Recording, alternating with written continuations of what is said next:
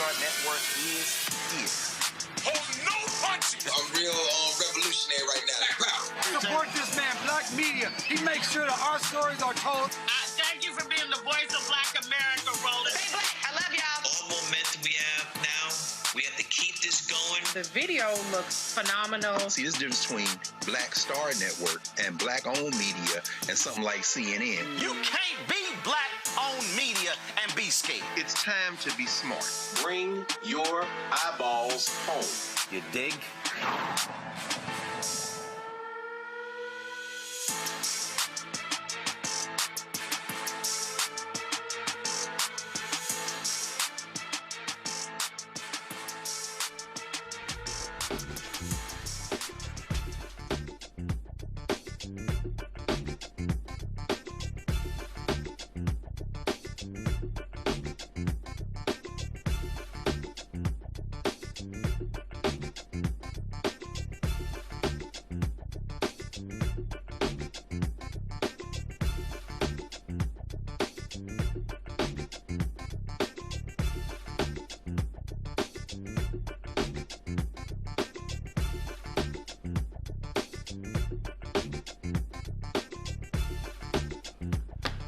Folks, today's Monday, March 30th, 2026, coming up on Roland Martin Unfiltered, streaming live on the Black Star Network. This week, the Supreme Court will consider the Trump administration's efforts to end birthright citizenship. I'll talk to a human rights attorney about the racist arguments from an 1896 Supreme Court case that supported Jim Crow being used by Donald Trump to justify nullifying the 14th Amendment.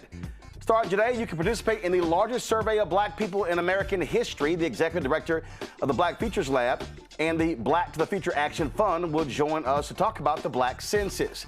Nick Cannon, Amber Rose, they set the internet ablaze, talking about how Republicans love Black people, Democrats don't, and how it was Democrats who started the KKK.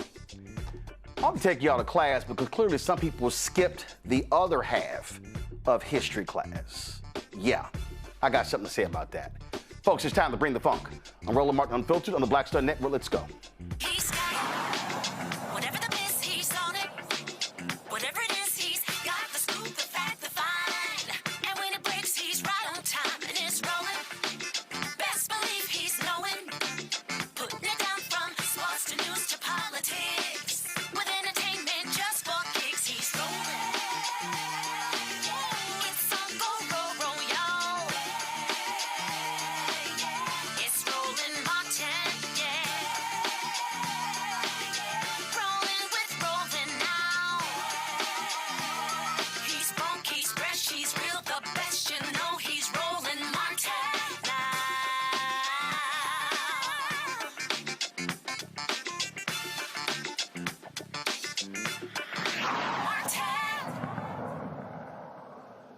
All right, the racist actions of this administration continue. On Wednesday, the Supreme Court will consider the twice-impeached, criminally convicted felon-in-chief's efforts to end birthright citizenship, which a federal judge blocked in July. Legal scholars say the administration is citing arguments from an 1896 Supreme Court case that established the separate but equal doctrine, which supported Jim Crow laws. These arguments were originally made by Alexander Porter Morris, a Confederate officer during the Civil War and a Louisiana attorney who advocated for legalized segregation in that landmark case. Now, keep in mind, when you go back to the Reconstruction era and you begin to unpack that particular era, what you actually are dealing with is you go from Dred Scott decision in 1854, you're going through, of course, the end of slavery with the 13th Amendment, then you get the 14th Amendment and the 15th Amendment. Those were the three Reconstruction amendments. Then you go, of course, to the election of 1876, the contested election, the Great Compromise of 1877. Then you begin to see a Supreme Court invalidate legal rulings like the 1875 Civil Rights Act, and then you go to 1896, Plessy versus Ferguson. We've seen this happen over and over and over again. And so what Donald Trump is trying to suggest, and he put out a Trump Truth Social post, if y'all have the post, pull it up, where he argued, and Republicans have been arguing that the 14th Amendment only applies to the children of enslaved people of African descent. Let me say that again. They say it only applies to them. And so what they have been suggesting, and this is all a matter of them targeting undocumented workers in this country. This is what their entire strategy has been. And so they have been wanting to get rid of this. And so what Trump did was he signed an executive order invalidating the 14th Amendment. Okay, first of all, an executive order cannot invalidate a constitutional amendment that was, of course, approved by Congress, ratified by the states, and then placed to the Constitution. Executive order cannot do that. But that wasn't the point. The point of the executive order was for this case to go to the Supreme Court because he believes by having 6 conservative justices on the Supreme Court that he can actually win this case. That's what this is all about. And so you've got these FBA folks and others who say, oh, no, this is perfect because the 14th Amendment only applies to us. When, since it was ratified, the 14th Amendment has applied to anybody actually born in this country. So conservatives, Republicans, MAGA, they have been opposing what they call anchor babies. And so what they want to suggest is that you get rid of this provision, and by getting rid of this, and as a result, anyone who's actually born in this country, it will not apply to them. That's what they are trying to argue before the United States Supreme Court. And now, when you look at the rationale again, they're using a racist, a segregationist to support their argument. And what they've been trying to do is to get African Americans behind this. Some have fallen for the okie doke by suggesting that, oh, well, this only applied to Black people, folks who were enslaved, or the children of folks enslaved. That's what they have been focusing on. Joining me right now is Yannick Gill. He's a human rights lawyer. Yannick, glad to have you here on the show. Look, we know exactly what the game is. And so they want to target folks who have come to this country, born in this country. And so they want to call them anchor babies. They want to target Black immigrants who have come here from Jamaica, from African nations, from the Bahamas, from Bermuda and other countries, people who were born here because based upon the 14th Amendment and based upon prior precedent, if you are born here, then you are a United States citizen. They want to get rid of that part of the 14th Amendment, and they hope that this right-wing MAGA Supreme Court will let them. The Constitution is clear, Roland, and the court must be too. This is a question beyond just law. You hit the nail on the head when you brought up our culture. You brought up who is American. And you cannot separate this analysis of the 14th Amendment, law that has been established for well over 150 years, and the current mess that exists within MAGA country. You see, it's primarily non-white people being born in the United States, and they're scared. They're scared of what will happen when there is a voting electorate that is not supportive of MAGA policies, and diversity continues to rise. You see, the numbers are in our favor. 1.8 million U.S. citizens were born to two parents from a different country.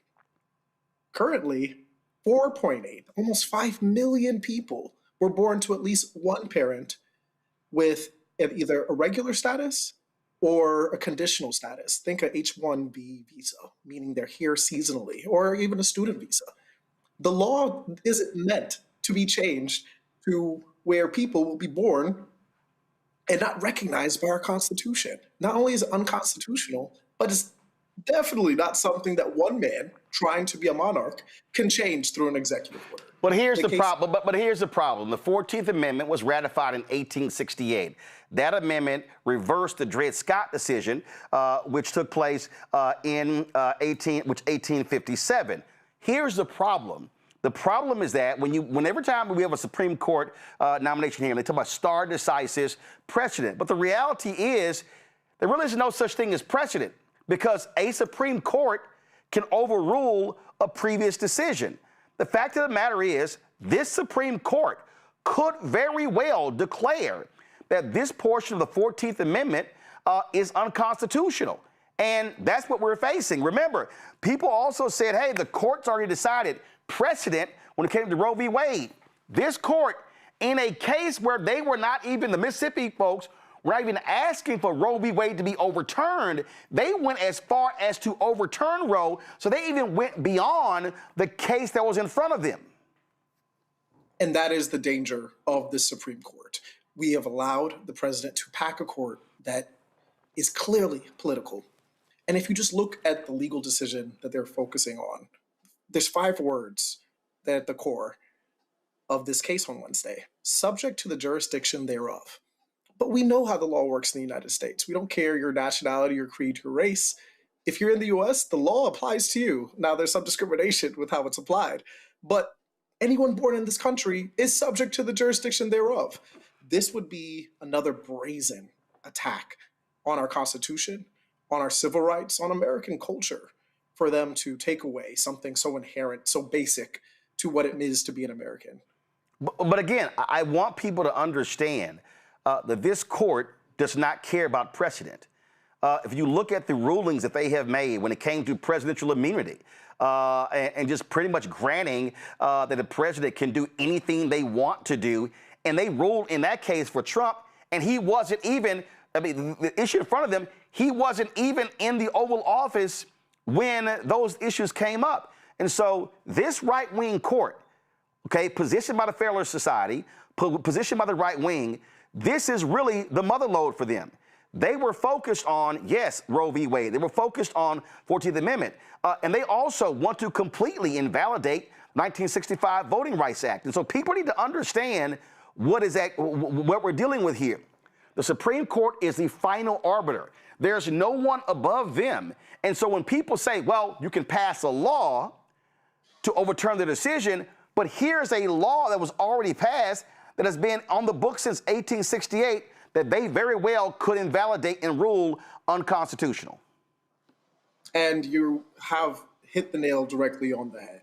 We have seen the Supreme Court time and time and time again rule against black letter law, against well-established precedent, to just follow whatever it is that President Trump wants. You're completely right. The Constitution should protect for this. Our precedent should protect for this. But we're in a time where MAGA not just is in the White House, it's not just in Congress, but they're also in the Supreme Court. And so Wednesday's decision can have a massive rippling effect, not just to Latinos or undocumented immigrants, but as you aptly noted, to the Black community. Because, as I continue to say, on its face, you cannot tell who is an immigrant and who was born in this country. And we're seeing the chaos that's causing in Minneapolis.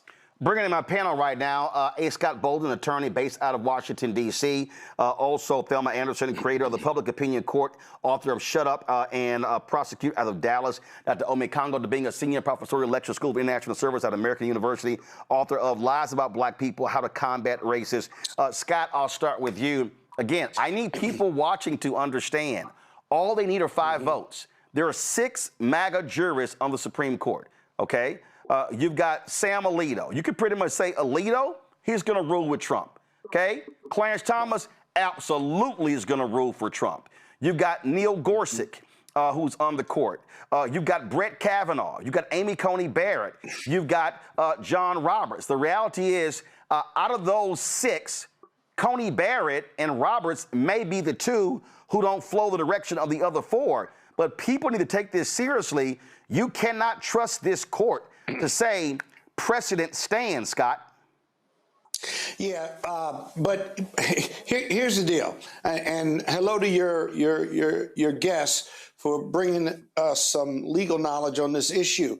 As the son of a judge and who spent time on the Court of Appeals in the state of Illinois, it doesn't really matter if you are conservative or whether you're liberal based on your appointment.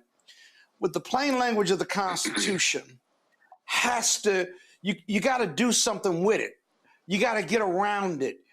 Whether you're conservative or liberal, you still got to write an opinion that is legally and factually justifiable. And so my question to your guests, and I've been struggling with this over the last several months about this birthright citizenship is, in order for the conservatives 5-4 or 6-3 to get around the plain language of the Constitution, there are not many cases to go to the Supreme Court where it's going to rest on those 5 words. They've got to figure out a way around it. They've got to, if it's not stare decisis, they're not going to recognize that. Then how do they get around the plain language? Easy. You can't just sit there. You can't just ignore it. Easy. I'd love to hear your guests talk about that pathway around it. Yannick, go ahead. I'll be happy to answer Scott's question. Yannick, go ahead. I think that we are giving them more credit than they deserve. We have seen, whether it be the Roe v. Wade decision. Me or Roland? No, I'm definitely talking to you, sir, not Roland. Apologies. Okay. Yes, okay. I think there's a little bit too much faith that the Supreme Court is going to follow black letter law, and it's been shown time and time again that they will twist and interpret and redefine well-established precedents in ways that any first-year law student would laugh at. It's not a legal question anymore. You cannot separate the politics from their analysis. Yeah. Well, listen, I can easily answer that question. It's called originalism. What the right wing has always maintained, they've always maintained this idea of what was the original intent of the framers? What was the original intent of Congress? And what Donald Trump, and what they have been arguing is that the original intent of the 14th Amendment was not for it to apply to anybody in the future. They're arguing that the intent is that it only applied to the children of formerly enslaved people of African descent. And so their argument is that the 14th Amendment ends right there when it comes to that it only applies to the children and the descendants of the people, people who are formerly enslaved. But Roland, that's a narrow. That is an extremely narrow. That's the point, Scott. Originalism, if I may, originalism encompasses the concept of what you're talking about. But the reality is that originalists will look at the plain meaning of the words. They don't give up on it being a living document. So it is a living document. And the plain meaning of that language. They only believe it's Scott. They only believe those 5 words to the jurisdiction. Scott, they only believe it's a living document when it applies to what they like. And that's what this whole problem is. I mean, you're talking about politics. I'm talking about legal jurisprudence. No, Scott. And 2, Scott, a Supreme Court let me coach you on this. Scott, hold on. Let me coach you, Scott, on politics. Scott, let me coach you on politics. What? A Supreme Court nominee. Let me coach you on legal jurisprudence Scott, first. a Supreme Court nominee. Like a lawyer, Scott, you ain't got a degree behind your name. A Supreme Court nominee, Scott, listen. A Supreme Court nominee is picked by a president. A Supreme Court nominee is confirmed or denied by the Senate. That's all politics. This notion that we can divorce politics from the law and the court is absolutely, that's like being on meth, okay? You're high. You can't divorce that. You can't divorce it. But I'm not divorcing the politics of it. What I'm saying is, once you get to the Court of Appeals, the Circuit Court, even Federal District Court, right? You could be a conservative or liberal. You still have to have a legal and a factual pathway to get to a conservative decision. They will create one. You or your guest. What I'm saying is there is a legal and factual pathway, and what we need to really be exploring as we oppose this is, one, what's that pathway outside of the political piece? Because you're going to go with the politics and say they're just going to write something to serve their purpose. I get that part. But they also have judicial canons of ethics and judicial strictures that they've got to fit into in order to reach a decision that the Trump White House wants them to read. And all I'm asking your guests, and all I'd love to talk with other legal scholars about, is how best do you do that? Because then that's how you oppose it. Thelma, that's all I'm saying. I'm gonna bring Thelma in here. Thelma, and I don't think the lawyers disagree with me on that. Do you? Thelma, bring you in here. That pathway. I'm bringing Thelma in here. This is the real issue we're facing. Did you do that? No, Scott, chill. Thelma, this Supreme Court knows that they are the final arbiter. They don't give a damn about legal precedent. They don't care about, well, let me come up with the right. They know at the moment they decide, that's it until there's a new court. They don't care what Scott just said. No, I totally agree. And I slightly have to veer off with Scott on this because coming from the government as a former prosecutor and a former magistrate judge, I saw firsthand how politics played into the law. That, when I tell you, that literally changed how I navigated in the system, because not once did I think that the law was going to have to worry about being interfered with politics, but politics have more power in the law than we know.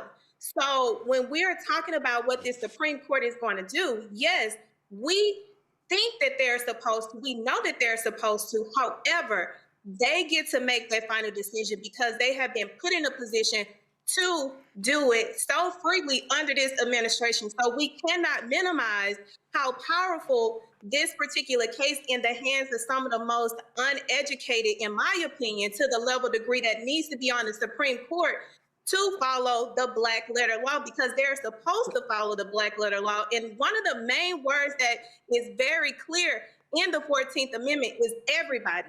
It does not give a description. It does not say everybody, but it says everybody. And for them to come in and interpret it that way, that is because they have injected politics into the rule of law. And when you have the majority on the Supreme Court, they get to will and deal how they see fit, regardless of what their judicial responsibility is. And we've seen that this Supreme Court does not give a damn about their judicial responsibility so long as they're doing what the person that put them in that seat to do. Scott, 1 second. Hold on, let me respond. Scott, hold on. I'm gonna let you respond after Ome Congo speaks. Ome Congo, I'm bringing you in here. The point that what Scott was addressing earlier, and then what you just heard Thelma say there. Let's take the Second Amendment for a perfect example, okay? When you talk about what the words actually say. Anthony, go to my iPad. I remember, folks were saying, wait a minute. The Second Amendment doesn't say anybody can have a gun.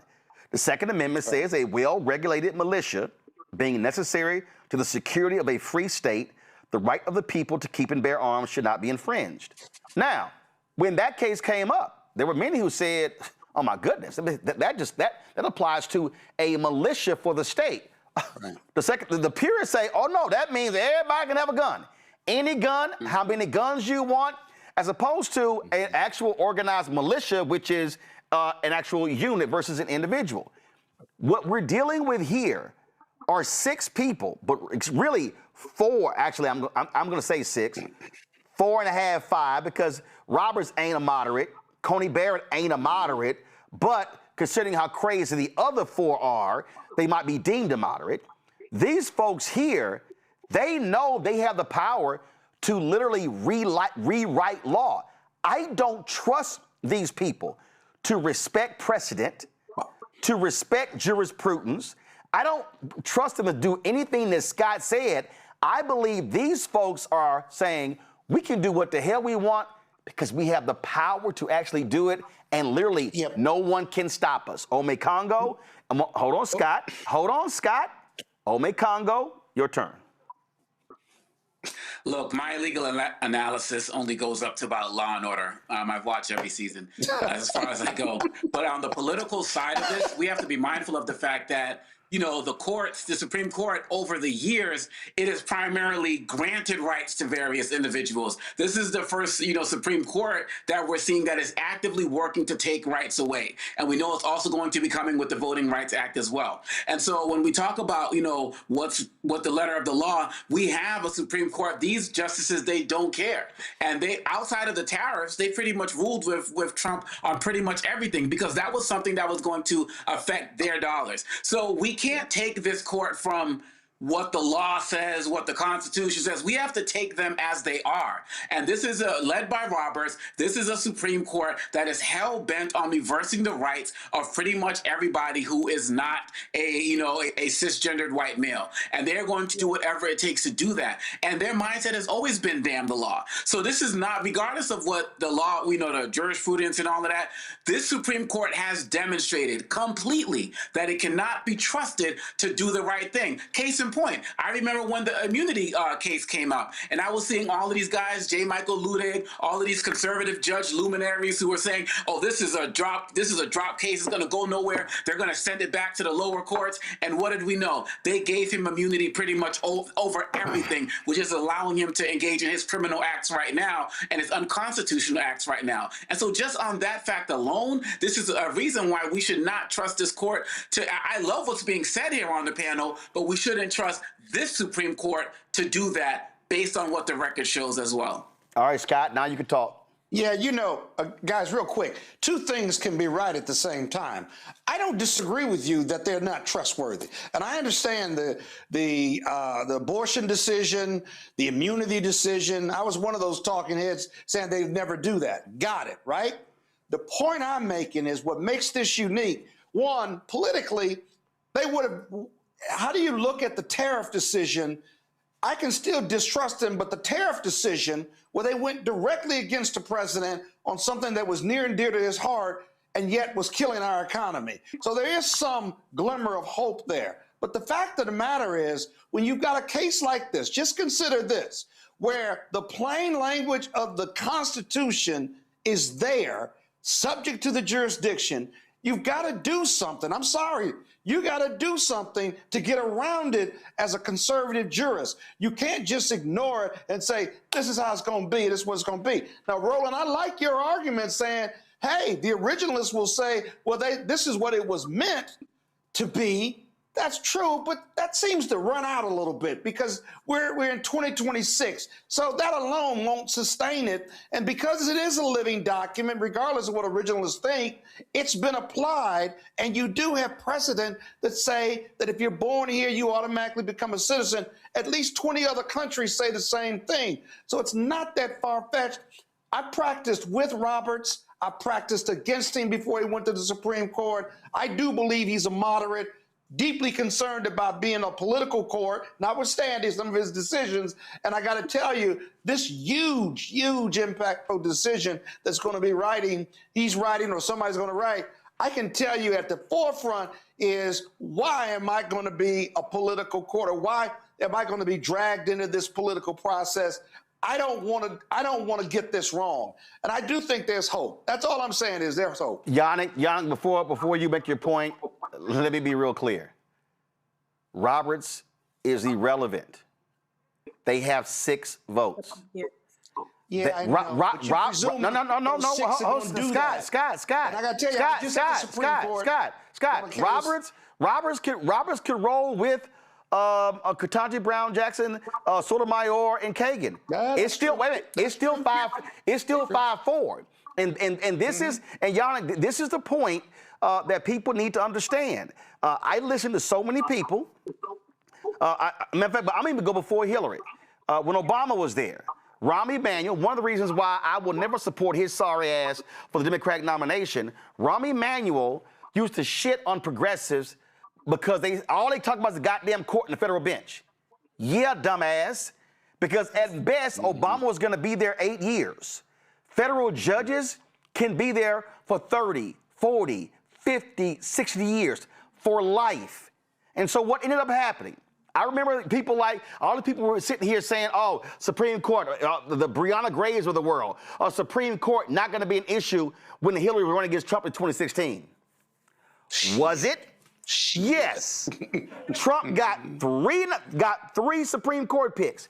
I remember, listen, Obama people were pissed off at me when I was lighting his ass up when he nominated Merrick Garland. I'm like, dude, ain't nobody fighting for another white man. We had, 105 in American history, and then 105 out of 109, whatever the number was? No.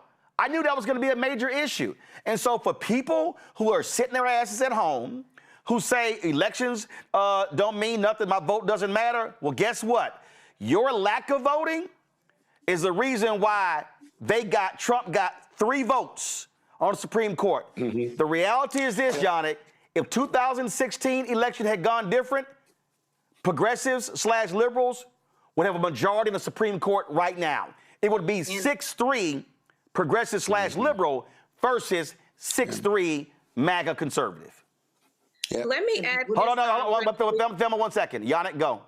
Yes, and you're completely right, and we wouldn't be dealing with this mess, this ideal that the law and the politics are separate. We know that judges and who they're appointed by matter so much in how they decide and interpret the law. And this is part of the reason that this case is even coming up. Let's be clear. I get this idea that the language is very clear, subject to the jurisdiction thereof. They can interpret things however they want. The same all persons is very clear, right? But when this law came out, when this was originally decided, that didn't include Native Americans. It was interpreted to strictly be the descendants of chattel slavery.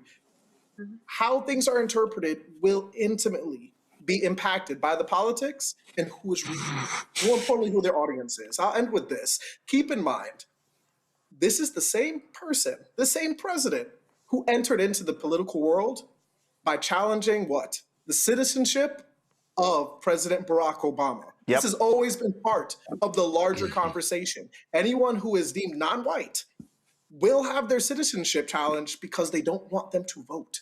They don't want them to be part of our electoral process. Notice they didn't do this with Rafael Ted Cruz. Why? Because he acquiesced and assimilated in ways that Vice President Harris could not, which was challenged, in ways that President Barack Obama never did. Thelma, go ahead. I think one thing that we also need to pay attention to is how do we get here from the standpoint of the federal benches, which is very important, because when you look at the qualifications for these individuals to interpret simple law, that plays a big role in how these cases are getting to the Supreme Court. For them to have this ability to have the power that is immured in politics, we have this problem because of that. Look at the individuals that were the Senate was overlooking last week with their nominations for the federal benches. No qualifications whatsoever. Never tried a case, never did any kind of criminal work, never did any kind of work that qualifies them to sit on a lifetime bench. But that's why they want them. That is literally why the Federalist Society, listen, they purposely, Mitch McConnell made it clear, we want to appoint people 45 and under. They appointed people to the federal bench who had graduated from law school 10 years ago. Folks who had never even gone into a courtroom. Folks who had never taken a deposition. So we have to understand what their whole aim and goal here is. And I'm telling you right now, I don't trust this court. There used to be a belief, especially among African Americans, that you could trust the Supreme Court, that you could trust the Constitution, that you can trust the law.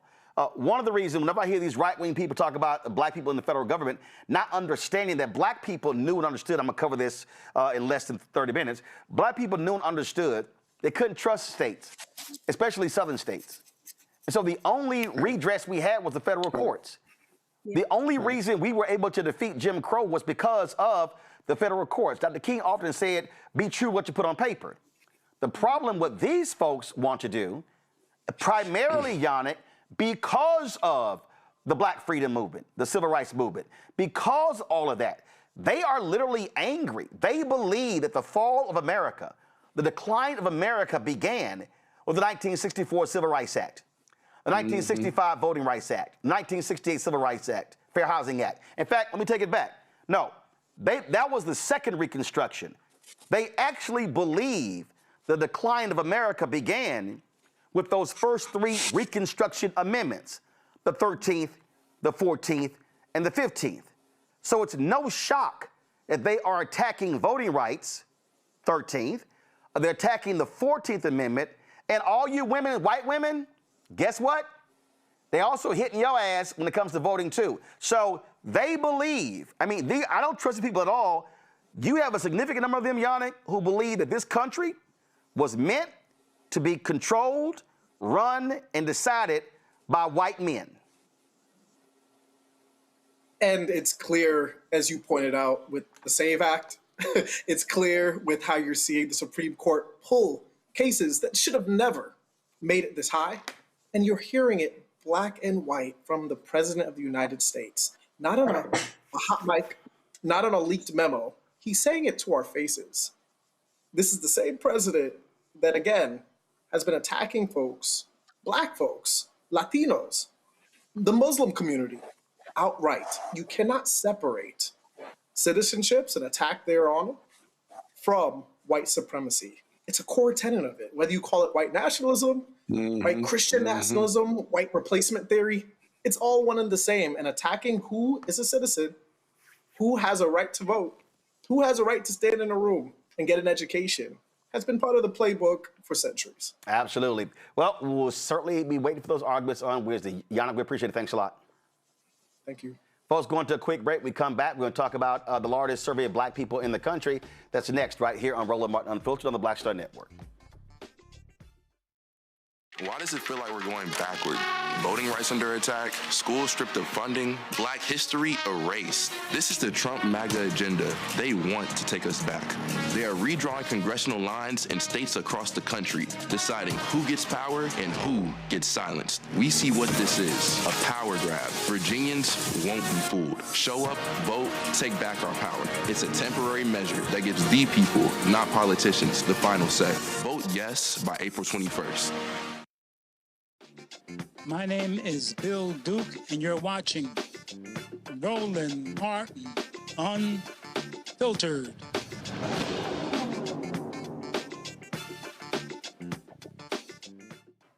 Folks, starting today, you can take part in the largest survey of black people in American history.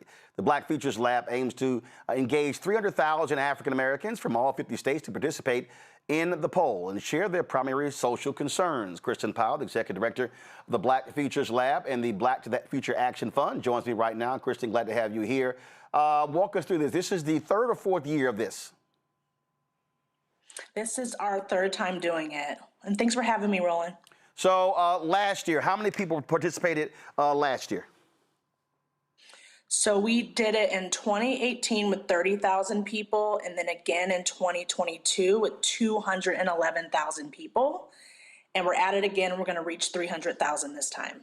So walk us through, how do you put this this poll together? And again, for people who don't understand, explain the difference between this being a poll and a survey.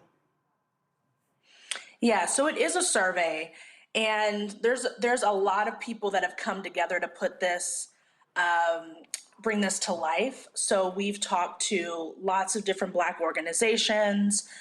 We've learned from the past years. But what's really important about this survey this time is that we're using it as an imagination project for Black people. In the past, this survey has been used to understand if people want to be civically engaged, what will motivate them to vote, what issues they care about. But this time, in this political climate, there's a real opportunity for Black people to be designing what comes next and what type of government actually works for all of us. And so we're using the survey this time to understand that from Black people. What values do we want our country to be centered around? What do we want our federal government to operate like? What do we want for our communities? And so I'm excited. You can go to blackcensusproject.org right now and take the survey. Anthony, pull up my iPad. It says, we've been the backbone, now we're the blueprint. Take the Black Census. You know, it drives me crazy when I hear these people say, oh, we've never had a Black agenda, which is an absolute lie. There are a number of groups that have actually done this. We have one on our website right now. No, that's my whole point. My whole point is, first of all, what this has done, other groups have actually created Black agendas. So anybody who says that is pretty stupid. But this lays out in a very comprehensive way where Black people stand and the issues that they actually determine to be important to them. Yeah, so what's really exciting about this, and I just want to put it in context, the average poll that you see on like a CNN or an MSNBC, They've talked to 1,000 people, and then they're saying, Black people think. We're talking to 211,000 people in 2022 and 300,000 people this time in all 50 states.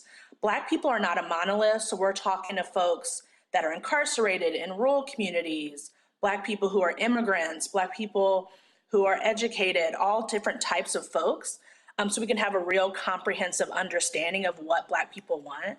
Lots of folks are talking about us and not to us, and so many false narratives about what we think. And the Black Census stops that. It tells us exactly what Black people think right now and what we can do, what kind of agenda that we can have to move us towards action. Panel, Omekongo, you first. I think this is an amazing project, and congratulations on this release. My question for you is, what are some of the things that you've seen in the past surveys that you're expecting to be somewhat of the same, or that you're expecting to be just vastly different given everything that has happened? Trump being in office, Iran war. Is there a certain level of unrest that you're feeling from Black people that you might see come out on this survey? Yeah, so this is a very different survey this time because we are asking about people's dreams and what system of government would really work for them. And so that's going to be different. But some of the things that we asked last time that we are asking again is about their level of trust of institutions. And Black people didn't trust institutions last time, right? We didn't trust the police, federal government, local government. I think the only thing we said we trusted was small businesses. And I expect that to be the same, if not more distrust this time. We also asked them about voting. And actually we had a lot of people share that they wanted to vote or plan to vote. And it will be interesting to see if that has increased or if people are less interested in voting, feeling like their vote is not enough. And so that's one thing that we're watching out for, as well as what kind of activities people are involved in. A lot less people last time were civically engaged outside of voting, meaning working in a community organization, protesting, things like that. And I think we'll see more people that have been engaged in some sort of civic activity this time. Thelma?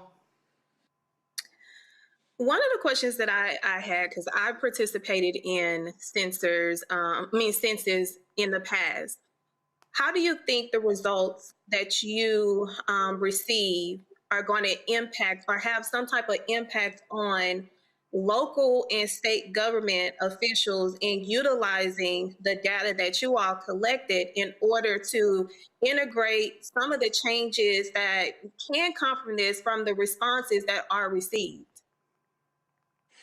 Yeah, and that's really our intention. So it's part of the reason why we have a strong field game that'll be launching this summer and partnering with grassroots organizations on the ground all across the country.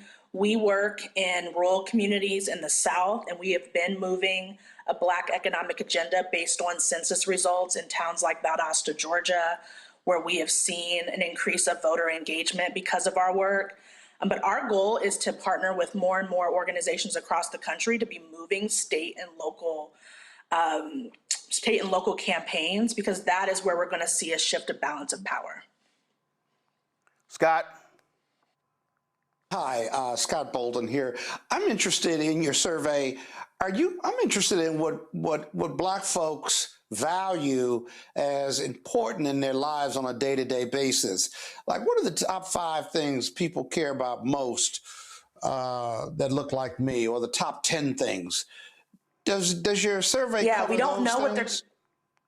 We don't know what they're going to say this year. It just launched today. You can go to blackcensusproject.org. Takes about 10 minutes to do the survey. And so we will see starting today what people said. But in 2022, economics, their pocketbook was the #1 thing Black people talked about. Affordability of childcare, affordability of healthcare, affordability of housing. But they also talked about their schools that their children are going to and whether there's enough resources for their kids to get a quality education, and about the relationship between Black people and the police. And so those were things that were top of mind for Black people in 2022. We expect that those things are still top of mind, but we're asking. Do you ask them about the race question? You ask them about the race issue specifically. Like, how important is race and racism important to them on a day-to-day basis? So we're not asking specifically about how important race is on a daily basis. We're more so asking about different systems of government that they would like to see, as well as what values they would want our country to have.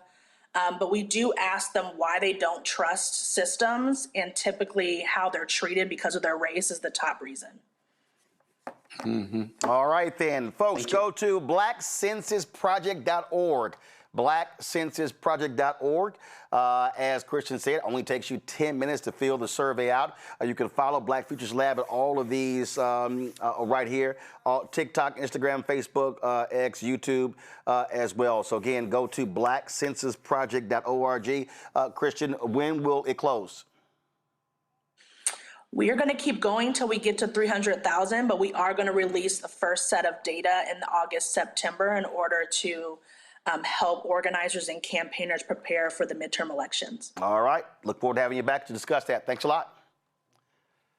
Thank you. All right, folks, going to break. We come back. What are these young white folks at CPAC, you know, the crazy, deranged Conservative Political Action Committee, the conference they had this weekend? What are they saying about the future? One guy who was there shared his thoughts about it, which I'll tell you about it. Folks, we'll be right back. Roland Martin Unfiltered on the Black Star Network. Support the work that we do. Join our Bring the Funk fan club. Our goal is to get 20,000 of our fans contributing on average $50 each a year. That's $4.19 a month, 13 cents a day to support this show and the 5 other shows here on the Black Star Network. If you want to contribute, please do so. For Cash App, use the Stripe QR code. You see it right here. That's also for credit cards, checks, and money order. Make it payable to Roland Martin Unfiltered, P.O. Box 57196, Washington, D.C. 2003 7-0196. PayPal is R Martin Unfiltered. Venmo is RM Unfiltered. Zelle, Roland at RolandSMartin.com. Roland at RolandMartinUnfiltered.com. We'll be right back. MAGA Republicans ended diversity programs, cut funding for Black students, and fired federal employees. And they won't stop there. Now, they've redrawn congressional maps so that they can rig the November elections. But we have the power to stop them. By voting yes for fair elections, we have the final say on who represents us in Congress. This is a temporary measure to restore fairness. They are not backing down, and neither can we. Make a plan to vote by April 21st and vote yes for fair elections. A decade of love, joy, and power.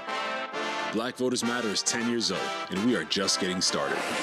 This is love with a purpose. This is Black joy in motion. This is unstoppable power. Across campuses, neighborhoods, and back roads. Let's go! We show up not just to vote, but to be seen, to be heard, to belong. We ride together, we organize together. We remind each other that our voices matter, because they always have. Black Voters Matter is about more than ballots. It's about housing and healthcare, clean water and living wages, education, reproductive freedom, and dignity. It's about turning pain into action, turning belief into movement, turning community into power. We don't wait to be invited. We bring the energy. We bring the love. We bring the people. Because when Black communities come together, we don't just survive, we thrive. This is how change happens. This is how history moves.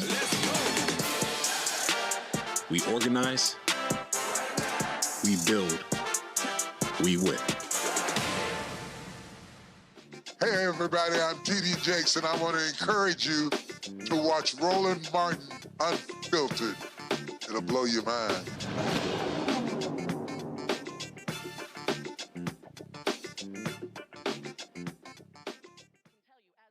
All right, y'all.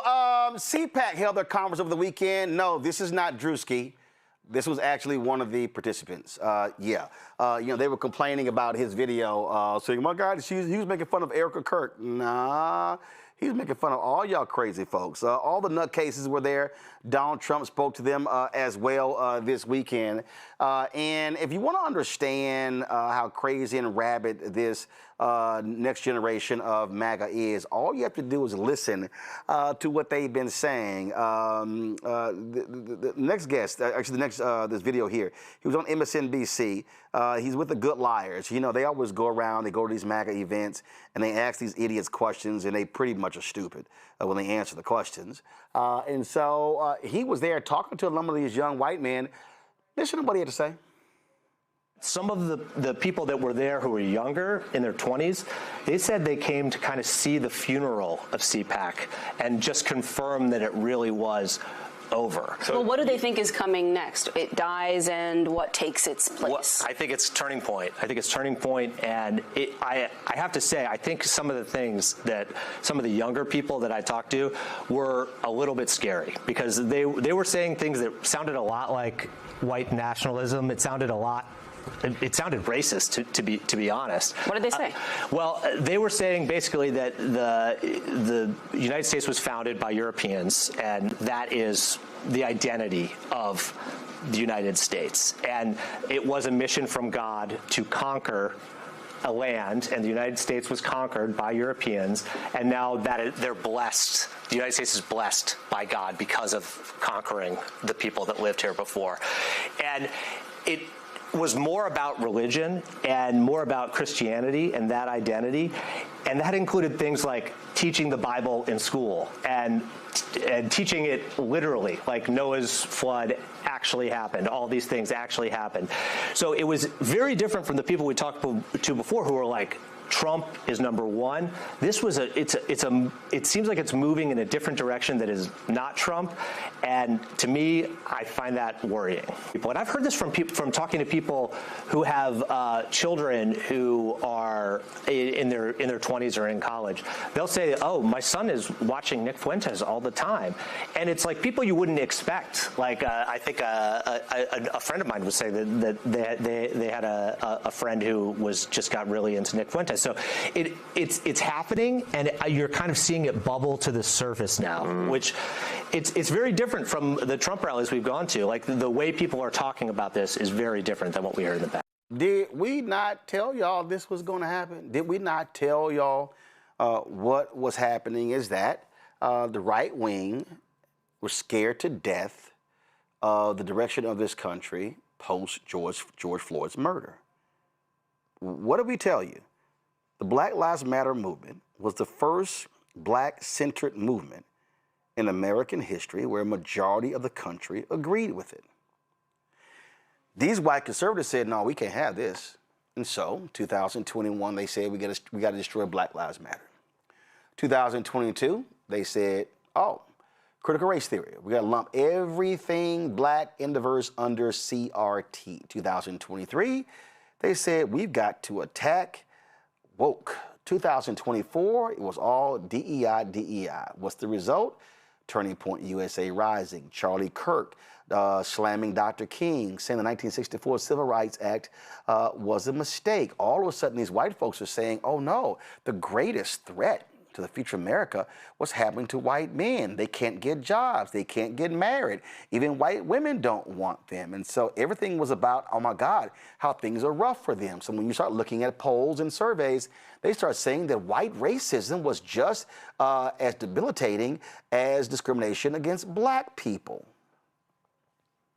All these things were happening because what they saw, and what you have to understand is, and Donald Trump is at the forefront of this, he ran on white rage. My book is called White Fear, How the Browning of America is Making White Folks Lose Their Minds. It's exactly what their whole focus was.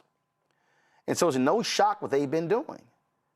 And this is what happens again when you have these cult leaders, and you look at how they've been responding since Charlie Kirk was assassinated, since he was killed, how they have been responding, because they need white men angry, upset, saying, woe is me. Why is it that we're being hurt? This is what it's all about. Trump is advancing that, Stephen Miller, so is J.D. Vance. This is the Republican playbook because the Republican Party today is the party of whiteness. It is about white fear. The 14th Amendment, that case, white fear. Ending and targeting DEI, white fear. Ending affirmative action in colleges and universities, white fear. Their entire future is predicated on scaring white people into believing that there's no future for them in this country, and as if everybody else, the others, those black people, the blacks, the Latinos, the Asians, the Native Americans, the undocumented, the illegals, the migrants, they're taking what's yours because they really believe that this is yours. Y'all might remember, we played for y'all that speech of Eric Schmidt, not Eric Schmidt, the U.S. Senator from Missouri. Last name is Schmidt. And remember, it is Eric Schmidt. Remember, he gave this speech, and he was, oh my God, he was up there, and he was just talking about how our forefathers left this for us. He wasn't talking about me and you. He wasn't talking about nobody on this panel that looks like me. No, he was saying this is ours. This was meant for us. They only meant this for us. Too many Democrats were silent when he gave that racist white man call to arms. I mean, Congo, I want to go to you. They know what they're doing. They have to use fear to get a new generation of white boys angry and focused on standing with them because their white numbers are depleting. That's all Trump has is anger and fear. That's all he had his first go around. I remember towards the end of the 2016 election, in one of his interviews, he was saying to America, this is basically your last chance. You know, if you want to save the culture, basically I got to be the one that becomes president. And this is what he's always done. I think it's also important, Roland, that you mentioned something that too many of these networks do not say. You said the three words, led by Trump. I get so frustrated when I see these networks talking about these young, neo-Nazis and racists and anti-Semites as if they're being conditioned by Nick Fuentes only. You had, at the last inauguration, Elon Musk give 2 Hail Hitler salutes. You see everything he's putting out on social media. And then, of course, you got Trump, who, slept, according to one of his former wives, slept with books and speeches by Hitler next to him, who's always talking about his genes.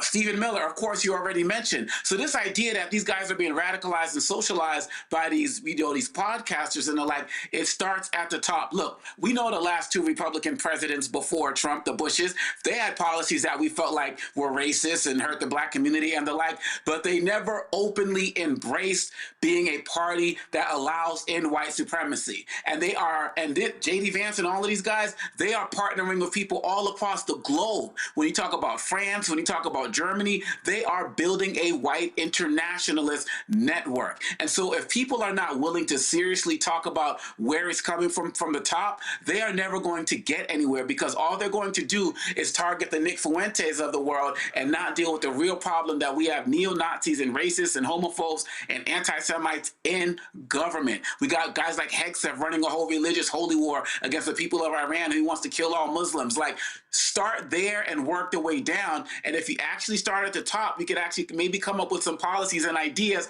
that can actually challenge these guys at the bottom.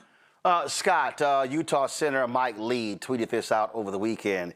He said, U.S. counties with more deaths than births, 2010, 34%. 2015, 43%, 2020, 60%, 2025, 65%, 2030, likely more. We need to change this. America needs to live, and to live, it needs life, children, and babies. Scott, let's be real clear. He's talking about white people.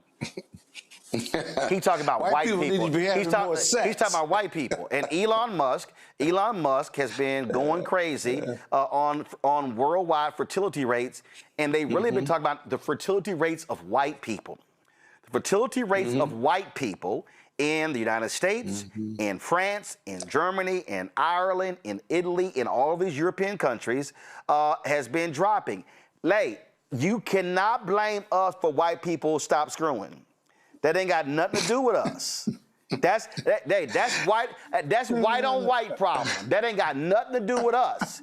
But see, they want to make it about us because this as again, when white folk have white folk problem, let them white folk go figure it out. But that's what this is all about. And so their whole deal is they see what's coming. They are scared to death of America becoming a nation that is a majority Latino, Black, Asian American, Native American. These white folks are trying their best to hold on to power as long as they can, Scott. Are you trying to suggest that if you have melanin in your skin, you have more sex and you like sex better than people who No, what I'm saying is white folks? What Is I'm that what saying you're is saying? what I'm saying is It may be true. what I'm saying It is may be what true. I'm saying is white people need to go deal with their white people baby problem. They ain't got nothing to do with us. Yeah, no question about it. But the race war is upon us. You and I talked about this 2 years ago, 4 years ago. Part of your book, or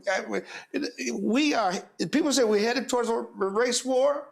No, we're in a race war. We just haven't taken up arms yet in a mass capacity. But you're absolutely right about that. And, I think often about Janetta Cole, former president of Spelman College, who she was the first person that I heard say, what is generational racism about? We're not born with a racism gene, whether you're black, white, yellow, or brown. So where does generational racism come from? Why for 250 years or longer have black people and brown people been the victimization, or the subject rather, I don't like the term victimization, but the subject of racism in this country and literally around the world? And it's because they're being taught that. So when you talk about Charlie Kirk and Trump and Nick Fuentes and what have you, yeah, okay, but they're learning racism at home, first and foremost, right? They're learning white privilege at home. And so until you stop teaching generations of white kids, I don't care how much rap and hip hop they listen to, at home, they're being taught privilege and they're being taught racism. And then the Nick Fuentes will blossom and so forth and so on. But remember one thing, white racism and privilege has been with us for years. This isn't anything new. It's widespread because of social media now and because of the changes and what we will accept societal-wise or not.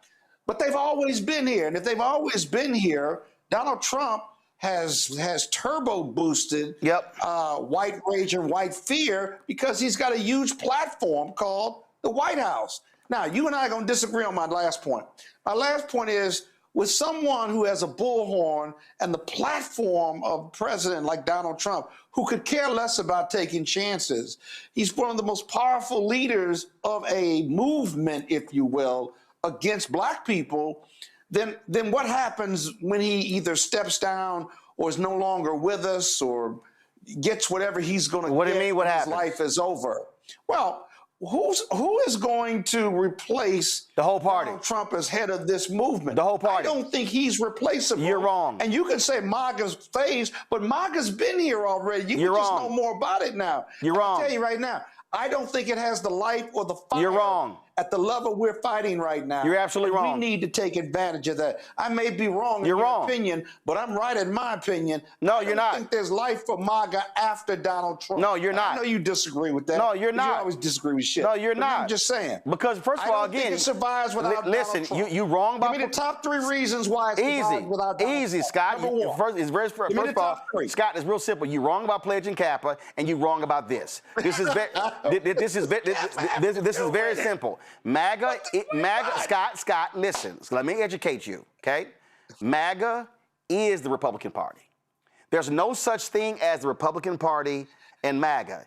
It is the Republican Party. It is. 2, even if Donald Trump is not sitting in the Oval Office, Donald Trump will be controlling who gets endorsed, who gets backed. He's going to throw support. He will still be controlling the apparatus. I'm very clear He's too about old. Scott. He's too old for that. Scott, you're not. He ain't Listen, gonna outrun Scott, the age game. Scott, you're not And listening. What about if he died? What about after he dies? Scott, listen. You still agree with Scott, will you listen? Again, I'm listening. I got 2 fingers up. What's the third? The theories of MAGA, the agenda of MAGA is fused throughout the entire party. You are making the same mistake that Hillary Clinton made in 2016 and Biden made in 2020 when they said, oh, when Trump is gone, the old Republican Party is coming back. There is no old Republican Party, Thelma. The Republican Party today is MAGA. MAGA is the Republican Party. It ain't going anywhere.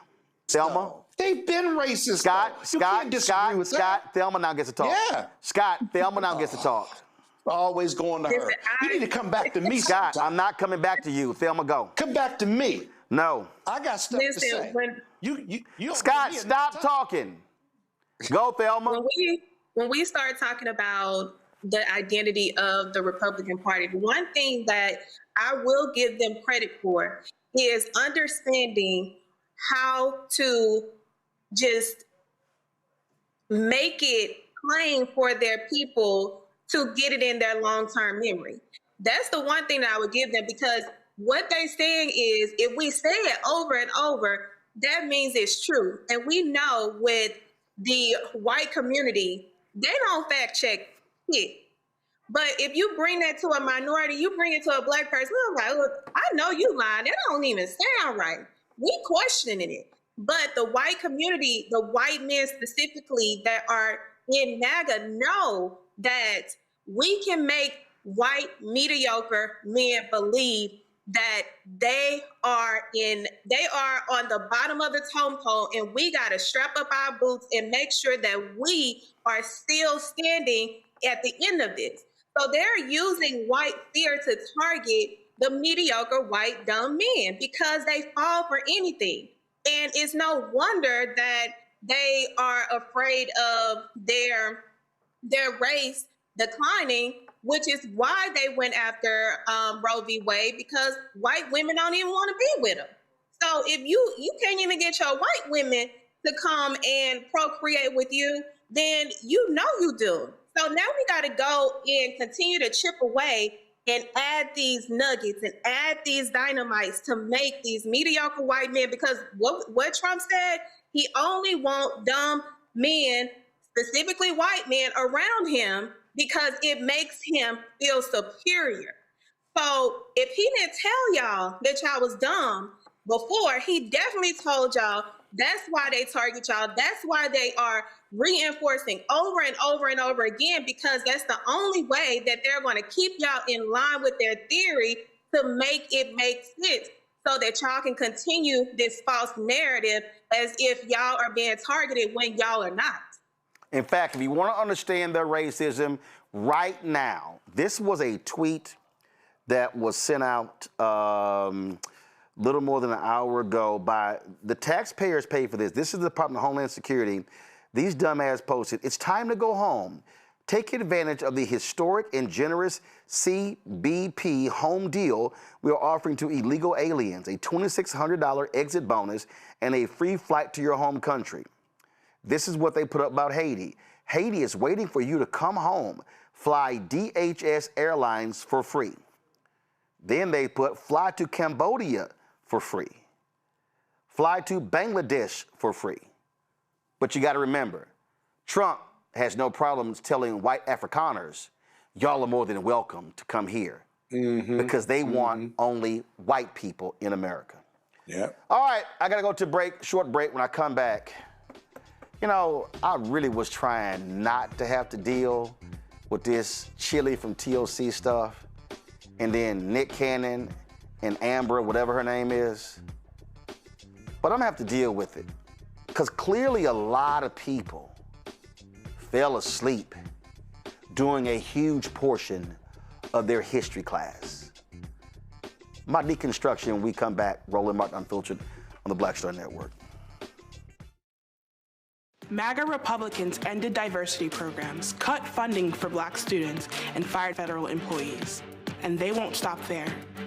Now, they've redrawn congressional maps so that they can rig the November elections.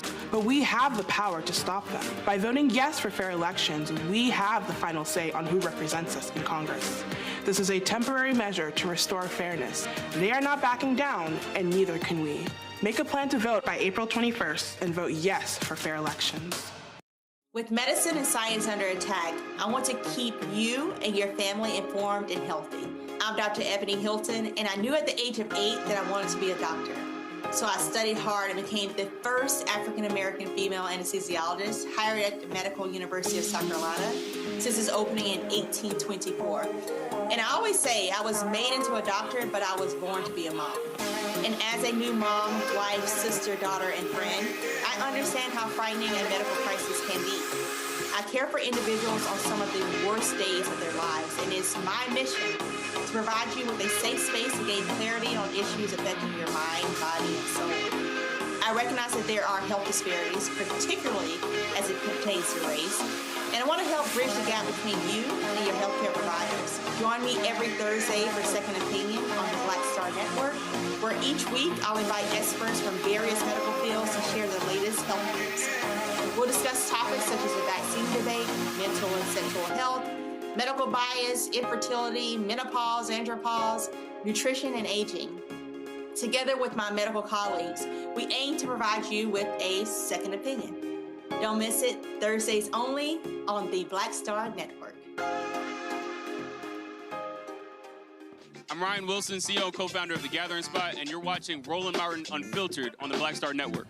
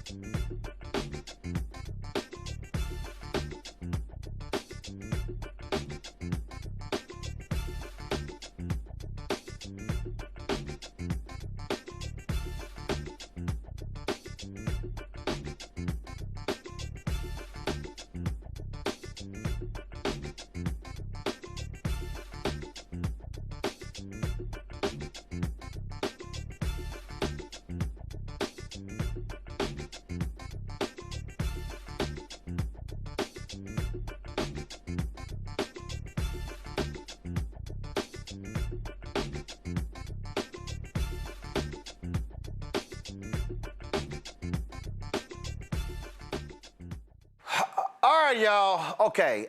First and foremost, this was not planned. I said classes in session.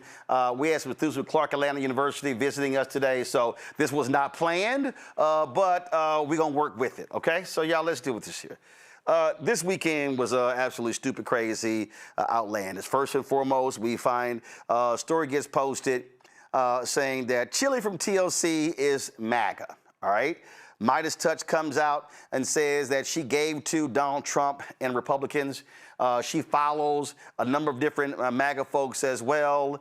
And of course, she also retweeted a meme that called Michelle Obama a man. Well, a lot of damage control from Chili. She got this video. Hey guys, I wanted to come on here to address a few things that's circulating on the internet that's very concerning to me. Let me say this first. I have the utmost respect and admiration for Michelle Obama, and I would never say or do anything that is disrespectful to her or to any woman. I would never do that. And I had no clue that this repost had happened until I started getting phone calls and text messages from everybody, and I immediately went to my page to see what was going on. Now, mind you, I'm not very computer savvy, so I'm looking for this repost button, and I see that all of these buttons are very, very close to each other. And clearly I was scrolling and my thumb hit the repost button. Again, I had no clue that something like this happened until I got all the calls. Okay. Now, she also said that she didn't realize she was given to Donald Trump and the Republican folks. She thought she was given to veterans groups. Okay. All right. Now listen, okay? I understand this idea when it comes to, you know what, I don't necessarily know, you know, these things happen. I'm not really savvy at social media. I get all that. Here's my problem, okay? Go to my iPad, Anthony. So, y'all, so right now, okay, this is a video of Brandy getting her star on the Hollywood Walk of Fame. Y'all, it's only 4 buttons on Instagram, okay? The far left button is the heart, if you want to like it. The one right next to it is the comment button. The one next to it is the repost, reshare button, is the repost button. And the one next to that is the share button. Now, y'all, when I'm scrolling, I'm just saying, you come to me now. I'm just saying, it's a little hard to say you were scrolling and you accidentally hit the button that's the 3rd from the left or the 2nd from the right. That's a little hard for me to fathom that one. So I'm just saying, okay? So folk are weighing in, and you know she gonna have to deal with this. But guess what? She got some explaining to do about all those 14, 17 contributions that she made in her name that matched her legal name in Stone Mountain, Georgia. Just saying, that might be impacting some ticket sales for the tour that's going on. So we'll see what happens with that. Then, of course, my goodness, Stephen A. Smith, he interviews this black conservative, Anton Daniels, and you know, I really gets on my nerves when these black conservatives tout stuff that Trump did for black people. That's a lie. And I saw this, and go ahead and play it. When you decided to support Trump in 2024, what was it about the MAGA movement that made you support it? Was it the fact that you are, as you described, or was there something different transpiring in 2024 that you saw compelled you to gravitate towards that? Well, the first thing is I felt like the election was stolen from him in 2020. There's no way that anybody can convince me that Joe Biden is the most popular president of all time and he got over 81 million votes. I'm not going for it.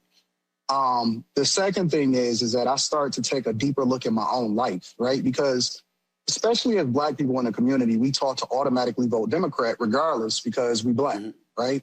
Yeah. But when I started to deep dive into the things that Democrats stood for, it wasn't the fact that Republicans or Trump or MAGA first got my attention.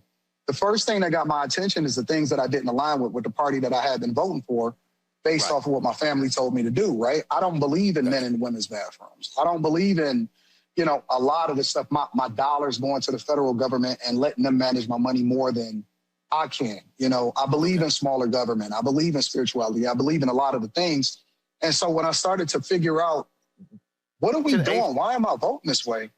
I started to explore, you know, what about Trump didn't I like? And I realized that it was more propaganda that was fed to me and that, you know, he was supposedly be racist and all of this stuff. And then I started to evaluate every other president that came before him. And I realized that he's just a quote unquote straight shooter, right? I mean, he just tells it like it is, regardless of whether you agree with him or not. And most of the things that he said, I aligned with. Well, I didn't hear. Okay. All right. So what you didn't hear him say is a clip that I saw. He touted Trump's making HBCU funding permanent, which is a lie. He touted opportunity zones when they actually cannot present me. And when Trump was here the first time, I hit the Trump White House asking for documentation that proves that opportunity zones has actually benefited black people and low-income people. That was a black preacher who was at the announcement at the White House from Baltimore. He came on the show. He spoke at the announcement of the opportunity zones. He came on the show. And 6 months later, he came on and said it wasn't working for black people and low-income people. So when I hear people like Anton say that, it's a lie. First of all, Donald Trump did not have permanent funding for HBCUs. That was a program, a $250 million program that was created under President George W. Bush. It was continued under President Barack Obama. It expired. The bill was sponsored by Congresswoman Alma Adams of North Carolina, who was the co-chair of the HBCU caucus. Trump didn't know shit about this bill, y'all. He had no idea. It's a $250 million bill, okay? Only $85 million of the $250 million goes to HBCUs. The rest goes to his Hispanic serving institutions. That's the only thing that was made permanent. So when someone sits there and goes, well, Trump made permanent funding for HBCUs, but then you don't actually tell the rest of the story, then you're just sitting here making up some shit. That's what you're doing. But we know the facts, and the reality is $17 billion went to HBCUs under Biden-Harris. Fact. Y'all notice none of these black conservatives can ever give you the actual number, the dollars that went to HBCUs under Trump. I wonder why. Because they know they're lying. So I would love for Senator Tim Scott, who always touts opportunity zones, to present for me the data. Show me the data of where opportunity zones have been a panacea for black people and low-income people. Oh, they've been great for developers, but not for the people they were intended for. Then, of course, that was this clip of Nick Cannon in interviewing MAGA lover Amber Rose. Part of the Republican Party. That's right. Former Democrat, former liberal. Yeah. I was a liberal Democrat my whole life. Is that because the bag has got so intense and so heavy that you had a whole nother, you up there with the elite now? Or? Not even close, not even close. Democrats don't care about black people. Okay, and they don't care about people, they don't care about people of color. And the Republicans do, and that's the misconception. And you know what? I agree with you 100%. Thank you, People don't know that the Democrats is the party of the KKK. Yep. People don't know that the Republicans are the party that freed the slaves. Yep. I mean, both of you and I have some conservative views. You just a little bit more outspoken about it than I am. And I honestly, I don't subscribe to neither party. I rock with W.E.B. Du Bois when he said there's no such thing as two parties. It's just one evil party with two different names. So yeah, I mean, look, listen, I'm not married to any party. Right. I voted for Donald Trump because we had two options, and he was definitely by far the better option for us. And as of now, I agree with a lot of things that he's doing. Cleaning house. Yeah. He doing what he said he was going to do. Guess what? If there's a time where I don't agree, I'll say I don't agree. Yeah. We got the Gulf of America now. Period. Charging, he's like the club. He's charging a $5 million bottle service fee to get into the country. I know. Listen. Okay. All right. Where shall I begin? Paul Harvey, who was the Rush Limbaugh of his day in the early stages of his career, later he became a different figure. He used to always say in his radio commentary, now the rest of the story. See, it's real easy. It's real easy to throw out stuff. I love Amber Rose saying, I'm not down with a party, but earlier you said the Republican Party loves black people and Democrats don't. So you were talking party. And then Nick throws out a W.B. Du Bois quote. Now, many of you may go, well, Du Bois said that? Well, if you're gonna say that, we'll provide the context. Because see, it was in October of 1956, after they go to my iPad, where W.B. Du Bois gave he wrote a piece in The Nation. And the piece that was in The Nation, W.B. Du Bois talked about the issue of the election and how he would vote and why he would not vote. It was a nearly 1,700-word piece. So it wasn't just a quote that Du Bois gave. He literally laid out in clear, precise language why he wasn't voting. We have republished that piece on blackstarnetwork.com. Go to my iPad. So Anthony, if y'all go to blackstarnetwork.com, you can actually read the piece that Dubois wrote, Why I Won't Vote, which was published in The Nation magazine on October 20th, 1956. And so context is critically important. Context matters. So let me go to the heart of the issue. And so let's just go ahead and just go to class today. Because again, the problem that we have today is that folks say things in interviews. They say things on TikTok and Instagram and Fanbase and Snapchat and Spill and Spoutable, Facebook, X, LinkedIn, all these platforms. They say things and see people take it and they run with it. And I'm not going to say young people. No, guess what? Young people, middle-aged people, seasoned saints, folk who do not have the information, they hear it, and then they go, oh, well, so-and-so said it, and so-and-so gotta know, because so-and-so is a celebrity, or so-and-so's on television, or so-and-so is on the radio, and so surely they know what they're talking about. And so folks then run with that, and then things take off. So first of all, let's walk through some things here. Democratic Party actually was a party before the Republican Party. That's first and foremost, okay? And so when we talk about the Democratic Party, founded 1792, all right?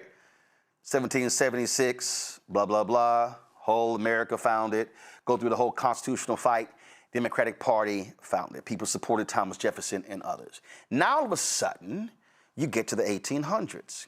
You have abolitionists. You have folks like Frederick Douglass, Sojourner Truth. You have folks like Harriet Tubman. You have Charles Sumner. You have Thaddeus Stevens. And then, of course, you have Abraham Lincoln. You have the Republican Party. The Republican Party is created to oppose slavery. Now, let me say it again. You had Southern Democrats who were in support of slavery. You had Northern Democrats who were against slavery. So when someone says that it was the Republicans that freed the slaves, again, that's factually incorrect. What you have to understand is that the Emancipation Proclamation did not free the slaves. The Emancipation Proclamation freed those who were in rebellious territories. Lincoln actually had no authority over the states that seceded from the Union. So you had a battle going on. You had what was called the Radical Republicans, again, led by Sumner in the Senate, Stevens in the House, who were ardently opposed to slavery. They were the Radical Republicans led 13th, 14th, 15th Amendment, those Reconstruction amendments. You had Northern Democrats who did not stand with the Southern Democrats. Y'all, that's what was happening. Now, when Nick says, oh, the Democrats created the KKK, Nick left out something important. The Southern Democrats created the KKK because the Southern Democrats were opposed to the end of slavery. Now, see, when someone then says that, oh, it was the Republicans who were against the Democrats, that's wrong. Because you do know there were Southern Republicans. Some of y'all may not be aware of this. There was a movement, before I actually get to that one, y'all, there was a group called the Redeemers. You ever heard of them? Yeah, they were called the Redeemers. See, the redeemers were Republicans in the South who did not like what was happening with these black folks in charge. The redeemers were battling, okay, right here, by 1873. Many white Southerners were calling for redemption, the return of white supremacy and the removal of rights for blacks instead of Reconstruction. This political pressure to return to the old order was oftentimes backed up by mob and paramilitary violence, with the Ku Klux Klan, the White League, and the Red Shirts assassinating pro-Reconstruction politicians and terrorizing Southern blacks. Within a few years, Northern attentions were consumed by apathy and fatigue, and the South slipped back toward many of the patterns of the antebellum era. Yes, the redeemers. Now, here's where people forget history. You had the KKK, Southern Democrats. But you know what I never hear any of these Republicans ever talk about? It's the Lily White movement. The Lily White movement. Let's go to the Texas State Historical Association. This is about the rise of the Lily White movement in Texas Republican politics. Oh my God, did I just associate Lily White and Republican? I sure did. It said the Lily White movement began within the Republican Party after the Civil War. Now see, come back to me. If many of y'all had read our good friend Gerald Horne, you would have understood the role that slavery played when it came to the Revolution. He has a great book called The Counter-Revolution of 1776, Slave Resistance and the Origins of the United States of America. Y'all might want to get Gerald's book on that. But see, Gerald talked about fascism in the Texas Civil War, which predated the American Civil War. Yeah, that's right here in this book. The Counter-Revolution of 1836, Texas Slavery and Jim Crow and the Roots of U.S. Fascism. Y'all might want to read that. See, then if you want to understand how we also got to this point of white folks and racism and Jim Crow, then you might want to read Nicholas Guyot's book, Bind Us Apart, How Enlightened Americans Invented Racial Segregation. See, when you read these books, you begin to understand that the issue was not Democrats wanted black folks enslaved, Republicans wanted black folks free. What you have to understand is there were white Democrats who did not want black people to be free and white Republicans who did not want black people to be free. That's why you got a thing called the Lily White faction, the Lily White movement. Do y'all know who was one of the leaders of the Lily White movement? A certain President Herbert Hoover. Yeah, President Herbert Hoover. Because see, the Lily White movement had Southern Republicans aligning with Southern Democrats to oppose black advancement. The Lily White movement. So if you're going to mention Democrats, Southern Democrats, and the KKK, Nick, then you need to mention Southern Republicans and the Lily White movement.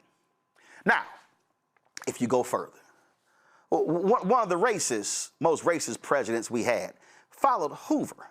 Hoover, Republican. It was Woodrow Wilson. Woodrow Wilson, Southerner.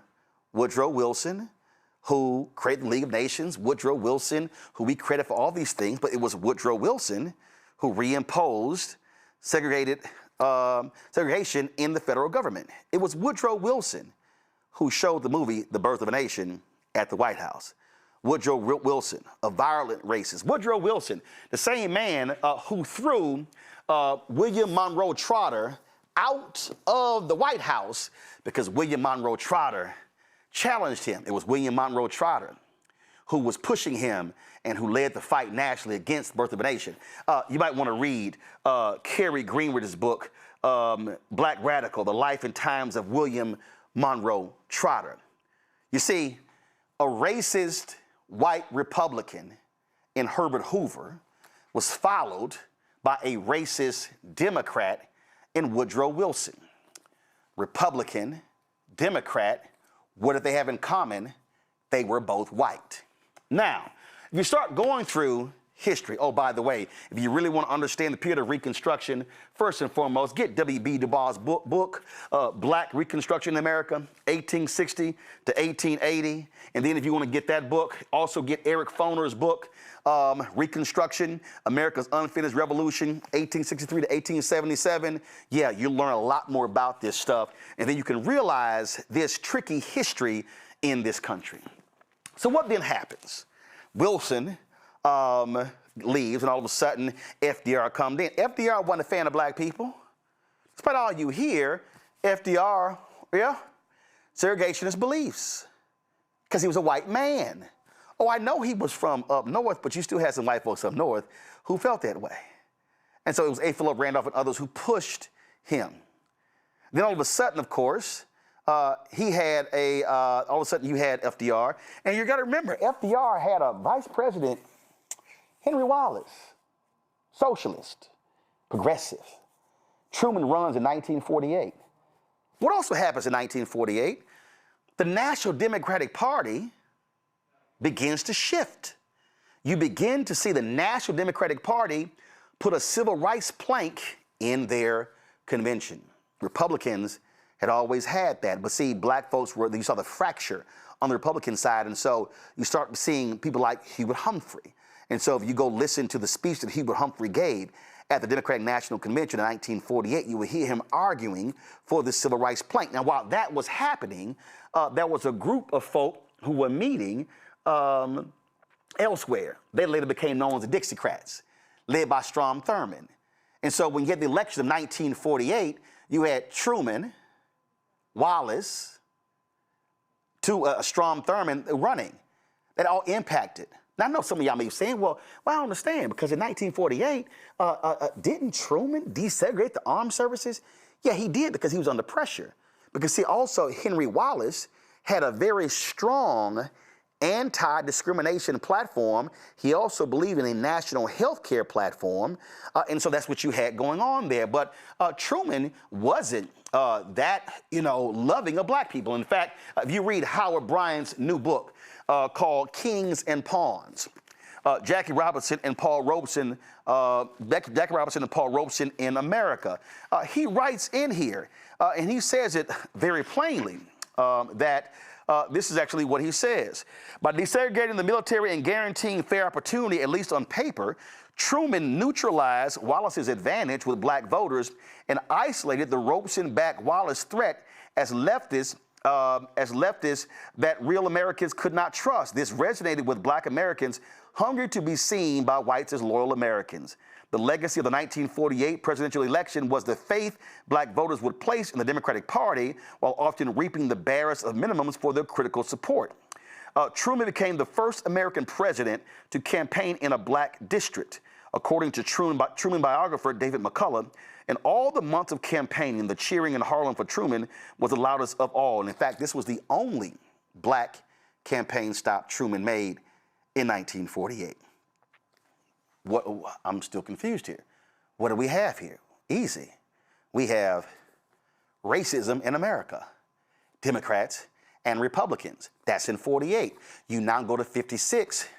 Du Bois, in his essay, he's writing about how the Southern Democrats, by controlling the critical committees in the Senate, were stopping anti-lynching bills from being passed, stopping civil rights. He said, I don't have any faith in Eastland or the Republicans. I have no faith in Eastland, Truman, or Eisenhower. He said, that's why I'm not voting. Read the essay. Those are in his own words.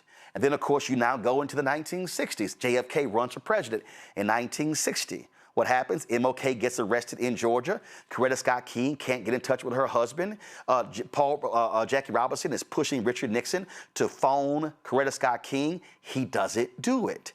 JFK does. Black people see that as him caring about civil rights. Black support swings towards JFK away from the Republicans. Then, of course, Kennedy gets killed in November 1963. LBJ becomes president, the same LBJ who gutted the 1957 Civil Rights Act. Anybody who wants to read Robert Caro's book, The Years of Lyndon Johnson, The Path to Power, That's right. You can read this book right here. Then you can read the next one, Lyndon B. Johnson, Means of Ascent. Then, of course, you can read the third installment of that, Lyndon Johnson, Master of the Senate. And what you discover is that Lyndon Johnson was friends. A lot of those segregationists, Richard Russell and many others, Southern Democrat. But who was he also going against? The Northern liberal, Hubert Humphrey. LBJ becomes president. Who does he pick as his vice president? Liberal Hubert Humphrey. What then happens? LBJ takes that civil rights bill of Kennedy. There was one bill, splits it into 3 bills, becomes the 64 Civil Rights Act, 65 Voting Rights Act, 68 Fair Housing Act. Why is this important? Because the pro-segregationists became pro-civil rights. LBJ says, when he passed the 64 Civil Rights Act, I've guaranteed the South to the conservatives for the next generation, because he saw what was coming. So what happens in 1964? Senator Barry Goldwater runs for president. Who is Barry Goldwater? Republican. He runs against LBJ. Republican Barry Goldwater opposes the 1964 Civil Rights Act. That's what he ran on.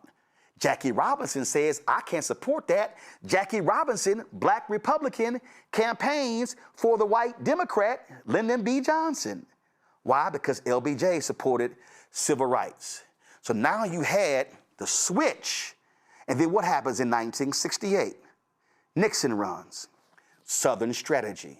64, Strom Thurmond flips from Democrat to the Republicans. 1970, Jesse Helms, one of the most racist U.S. senators, flips.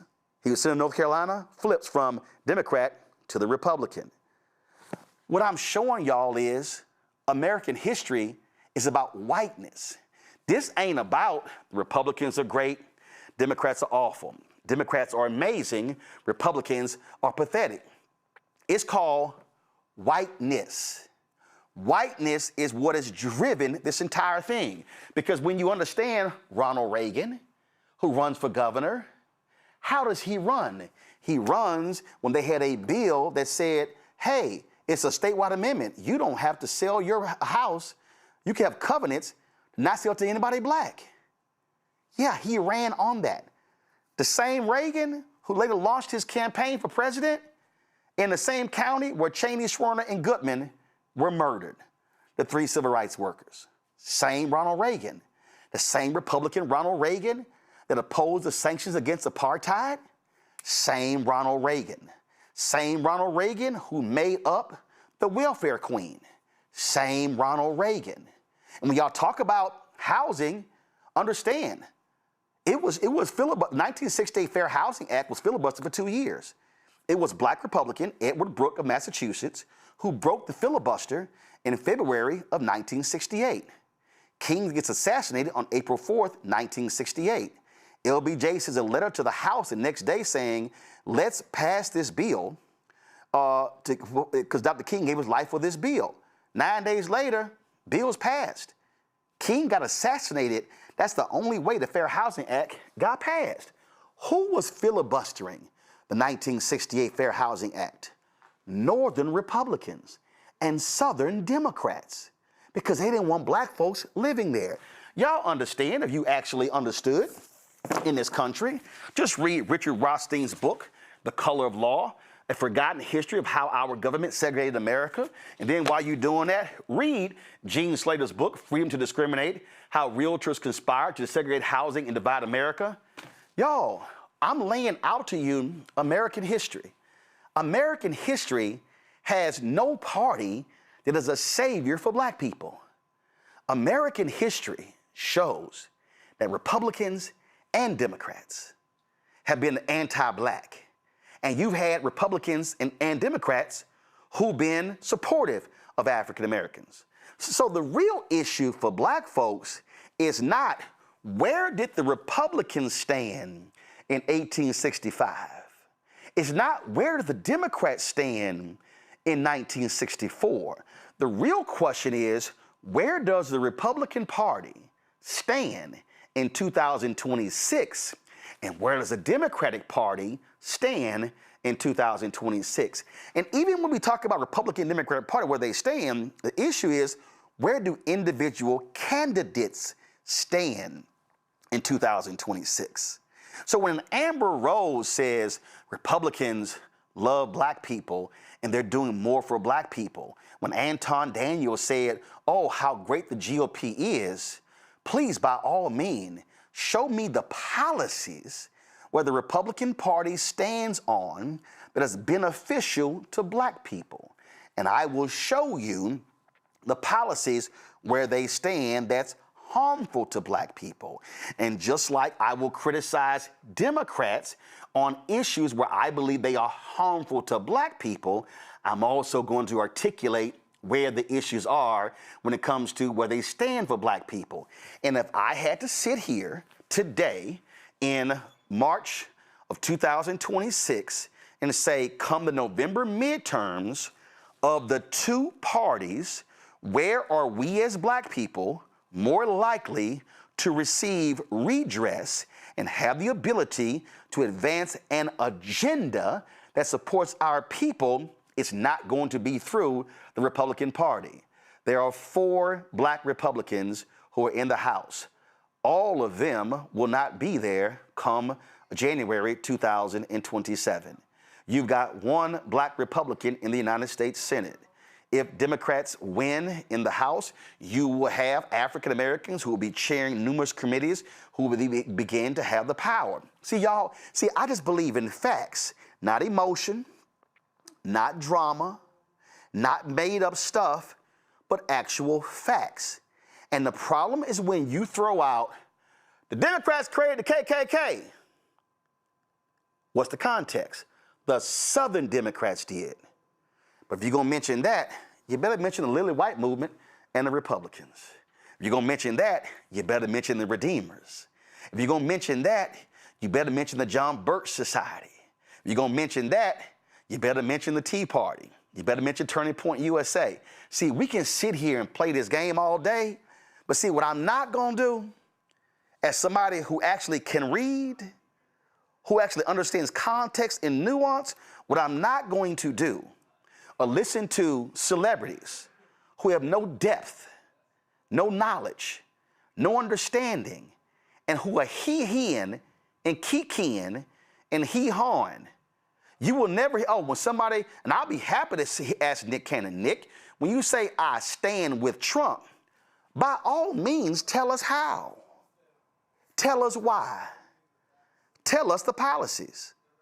Look, Chili, if you gave money to Republicans and if you voted for Trump, own it. Don't run from it. Be honest about it. Phil Perry, the singer, he blocked me several years ago because he big time MAGA.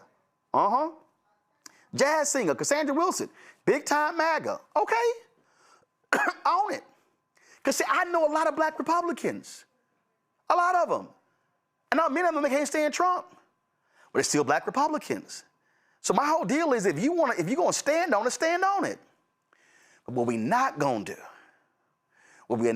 to do is use social media and feed our people half information, out of context information, and not tell them the rest of the story.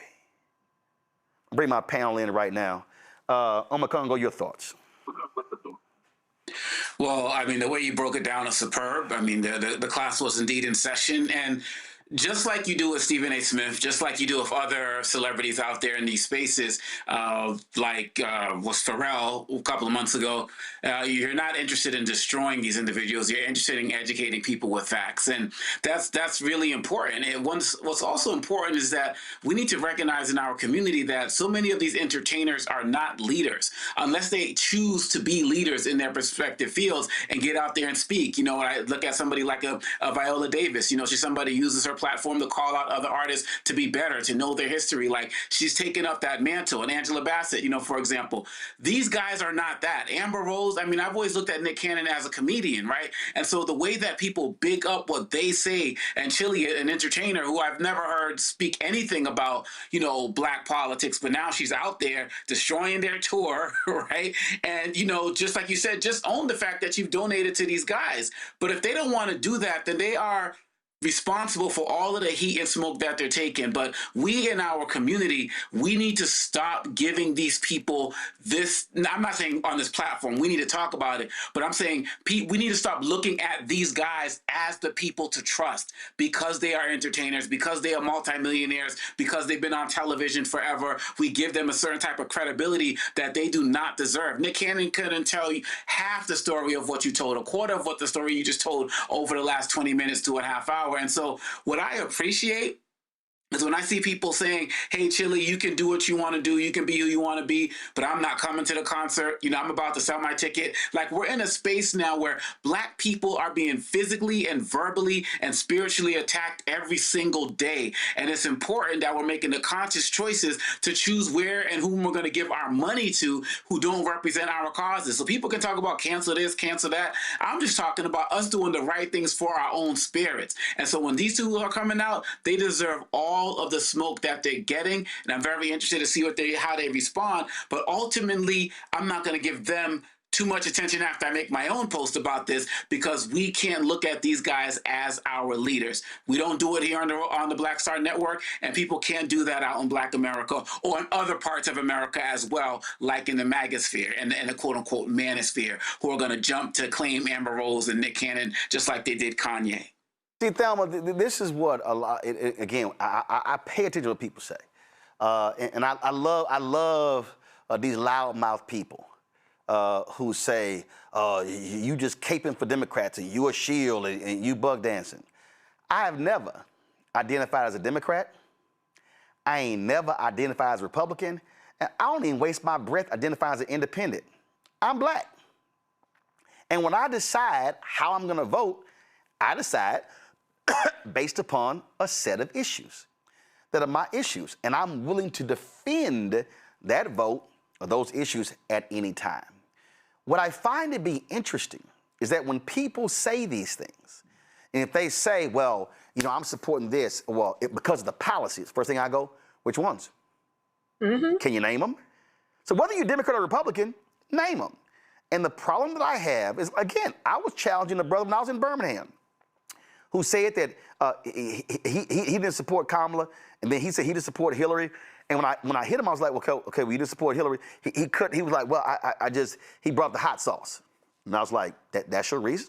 I said, now you do know stories were done on her and hot sauce 20 years before that clip came out on the Breakfast Club and before the Beyonce song came out, but you fell for that? And then he couldn't even articulate why he was against Kamala. I said, I find it interesting you actually can't articulate why you against Hillary or Kamala. I said, does it come down to they were both women? And the brother was running and gun. But see, again, though, I can't put a finger on his level. I can. But it's amazing to me how folk do not want to defend their position. And again, if you want to defend it, I say defend it. But you better have your facts together when you defend it. This is one of the main issues I have with individuals like Nick Cannon and Amber Rose, is specifically Nick Cannon as a man. You wait until you get in the presence of someone that thinks like you and have the same position as you to now come to the forefront and say, oh yeah, I fucks with Trump. Okay, well, why you didn't say that during the election? Why you didn't say that in the previous election? Why are you misrepresenting what our history is in order to be complicit and subscribe to the whitery of it all? And I just, for the life of me, when I look at a Nick Cannon, the lack of credibility that he has, and I'm like, this is the same man that gets on TV and talks about how he's uncircumcised, how he raw dogs women, how he has broken homes, how he cannot remember his children's names, which in that sense, you lack credibility in your own personal space. So therefore, don't put the lack of credibility on our history. Don't disintegrate our history because it doesn't make you comfortable in the skin that you are in to sit before white people that you got to beg for money in order to be on places and platforms, because that's what you chose. You made that choice to subscribe to the whitery of it all. We didn't make that choice. Our ancestors didn't make that choice. So for him and the Amber Roses of the world, like, when I think about her, she don't even know how to align herself with her whiteness. You making statements that your white people don't even accept you. That to me tells me that people like that have identity crisis. And when they have that, they are more than likely going to disrespect their blackness before they disrespect their whiteness. And for these two ignorant fools to get on a platform and think that they were not going to get checked when you play with our history, we're going to check you every single time, and we're going to put you where you belong because, one, Nick didn't want to tell us where he belonged. Now we know. And even with Chili and the fact that she want to be behind the scenes, we have a lot of behind the scenes Black Republicans that agree with the foolery of it all. Let us know that you are okay with pedophiles. Let us know that you are okay with men unaliving children for their fetishes. Let us know that you are okay with the racism that they have and continue to pour out in this country. Let us know that, because I'm pretty sure if you were never caught, Chili, you would have never came to the front. And that is the reason why skeletons are being revealed in this season, and it's being revealed so loudly that they can't even come out and own their own shit. Our people, listen, our ancestors owned their shit and they stood on it. And I'll be damned if these three stooges come to the front and play with our history.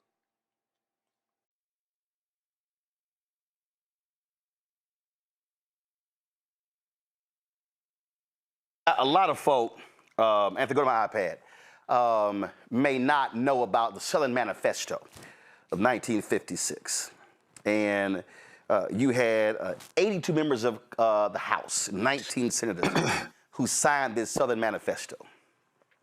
And they were led by that racist you see in the left there, Judge Smith, Howard Smith of Virginia, who was the chairman of the House Rules Committee. And they came out against the Brown versus Board of Education decision, Scott. Now, here's why that's important present day. Because, Scott, a number of Donald Trump's federal judicial picks, when asked in their confirmation hearings, did they agree with the Brown versus Board of Education decision, many of them wouldn't answer. Let me say this again to Anton and Amber and all the other MAGA-aligned Black people.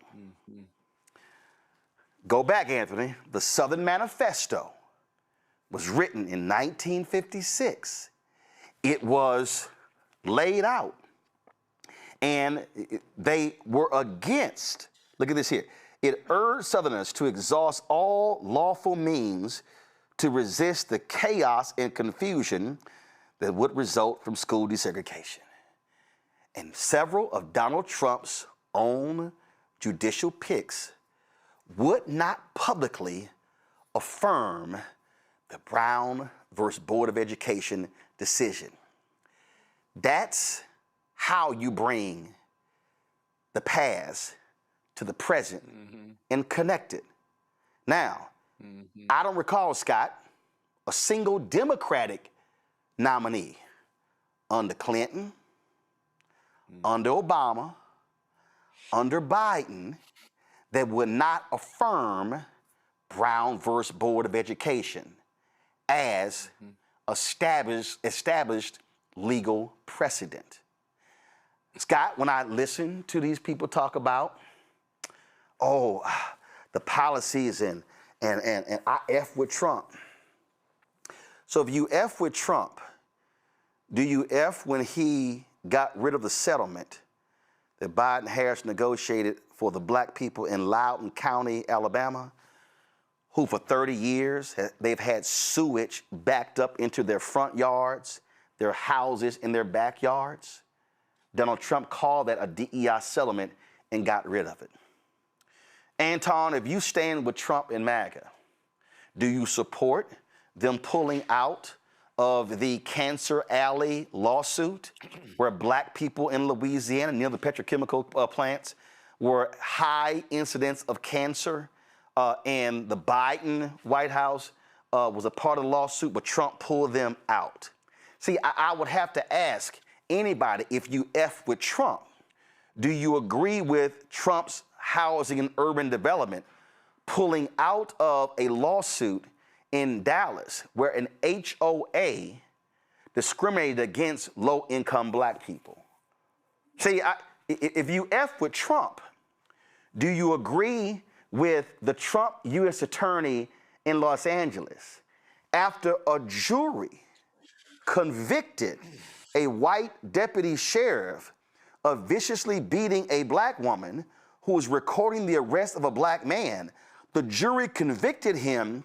The Trump U.S. attorney came in, offered a post-conviction plea deal that reduced the felony to a misdemeanor. See, Scott, I just want to ask him, if you F with Trump, do you agree with the two cops who were convicted in Washington, D.C. of chasing down a black man who ends up being killed? They convicted, but Trump pardons those two cops. I'm just curious, Scott, if you F with Trump, do you agree with his DOJ pulling out and refusing to move forward with the indictments against two cops in the death of Breonna Taylor? See, if we gonna talk about this, let's talk specifics, Scott. So you also got to include Breonna Taylor and what they did in that case recently. That was the last one you said. Oh, okay. I didn't hear you. Let me say this. I want to talk to your audience and the students behind you, and you're going to give me 1 minute to do this, right? That history lesson you just gave, I got to tell you, brother, you know, you and I go at it all the time for the last 17 years. That was a history lesson that I hope that we package and put on social media, but more importantly, we send it to our friends, because the average American, that was American history. See, that wasn't Black history. You gave us American history, right? It was a TED Talk. It was precise. It was backed up by books. And you laid it out in a way that if you just listen, right, you'll learn something on this show. This is an excellent show for education. And I remember when you and I, we left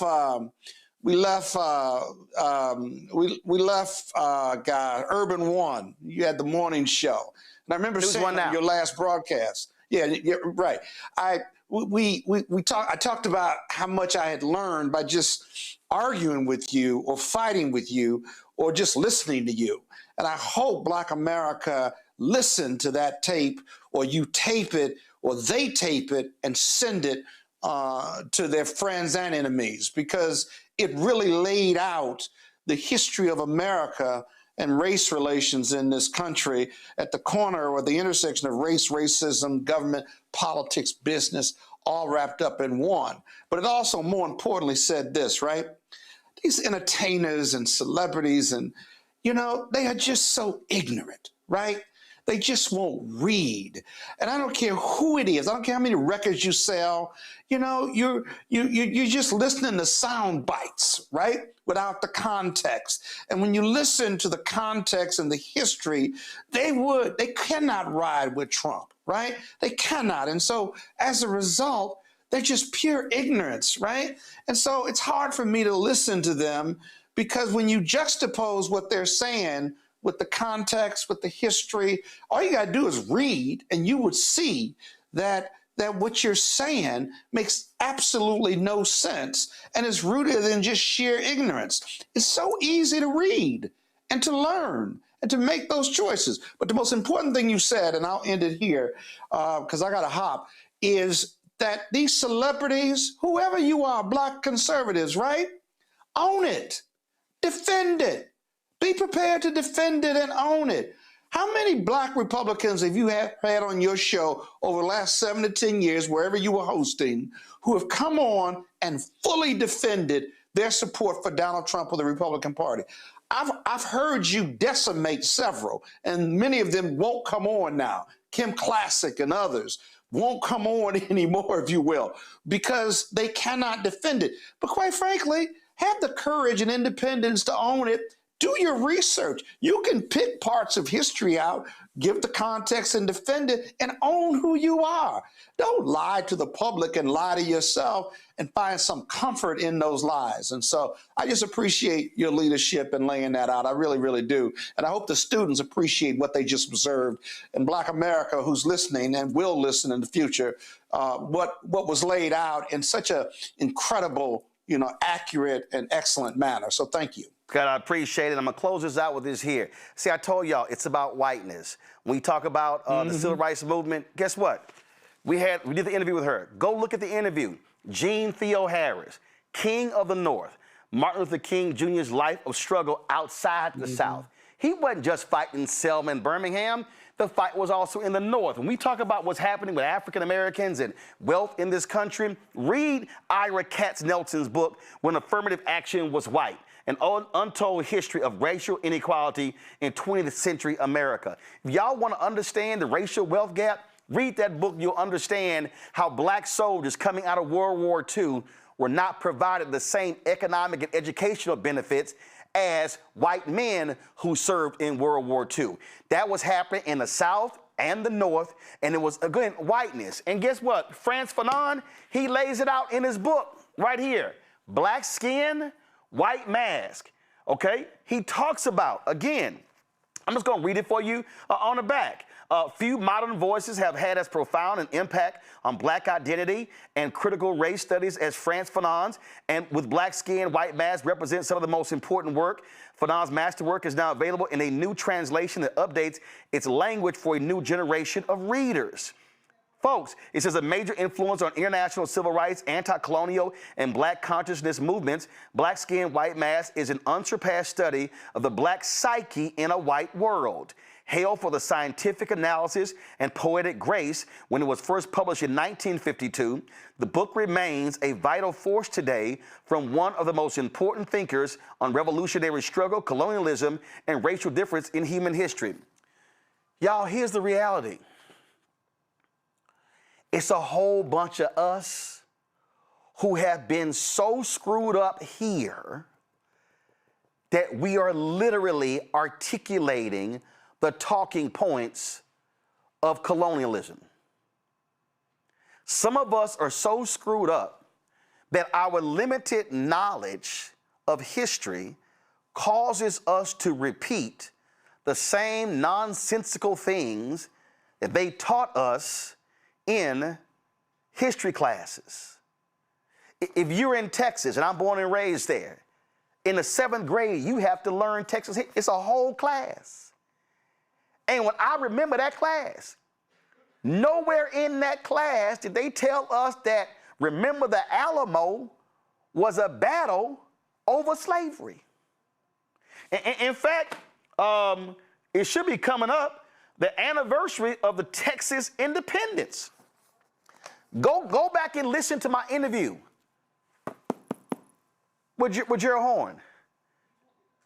No black person in Texas should be waving no flag on Texas Independence Day, because Texas Independence Day was when the white settlers defeated the Mexican army because they wanted to keep slavery. Yo, we got our folk walking around defending a white nationalist and Donald Trump sitting 2 blocks from here. We said it earlier in the show. They are using the writings and the arguments of a segregationist to oppose the 14th Amendment. This is called history.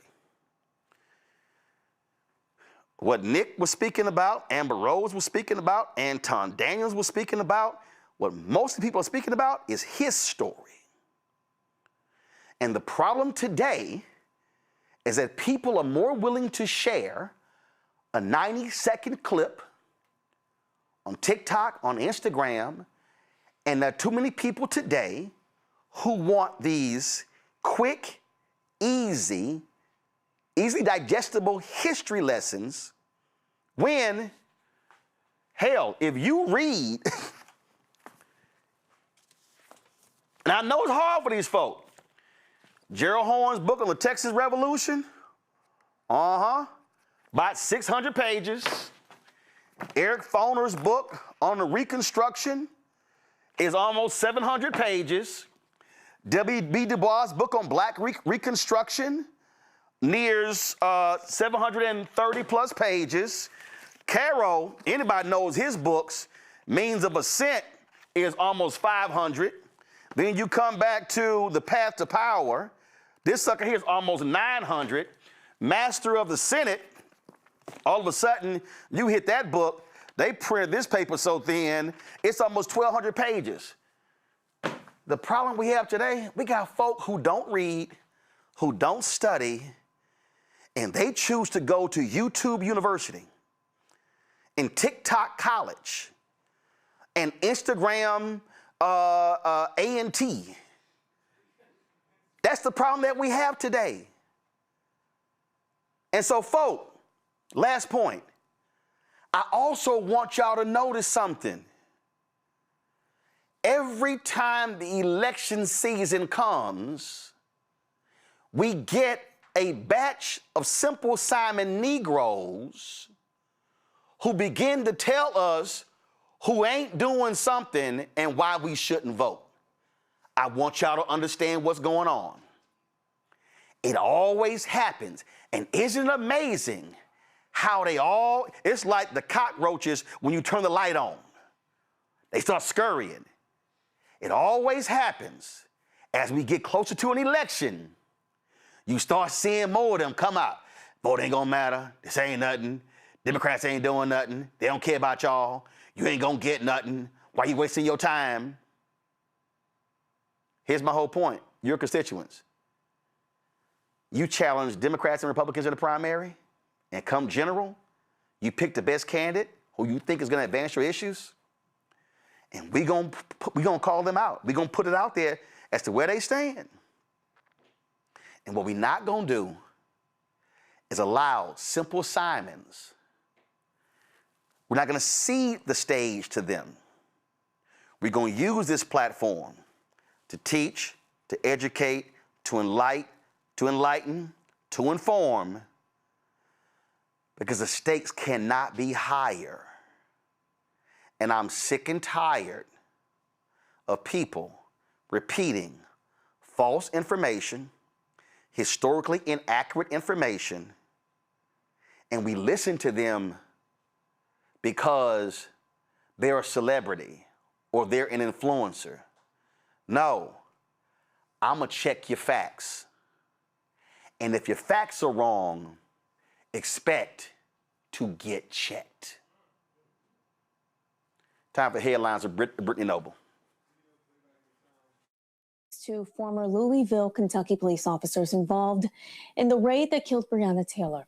The case against former Detective Joshua James and former Sergeant Kyle Meany was dismissed with prejudice, meaning the charges cannot be refiled. The officers were accused of providing false information to obtain the search warrant for Taylor's apartment in 2020. Investigators later found that those claims were never verified and no drugs were discovered inside the home. Breonna Taylor's mother, Tamika Palmer, said she's disappointed with the decision to clear the officers in her daughter's case.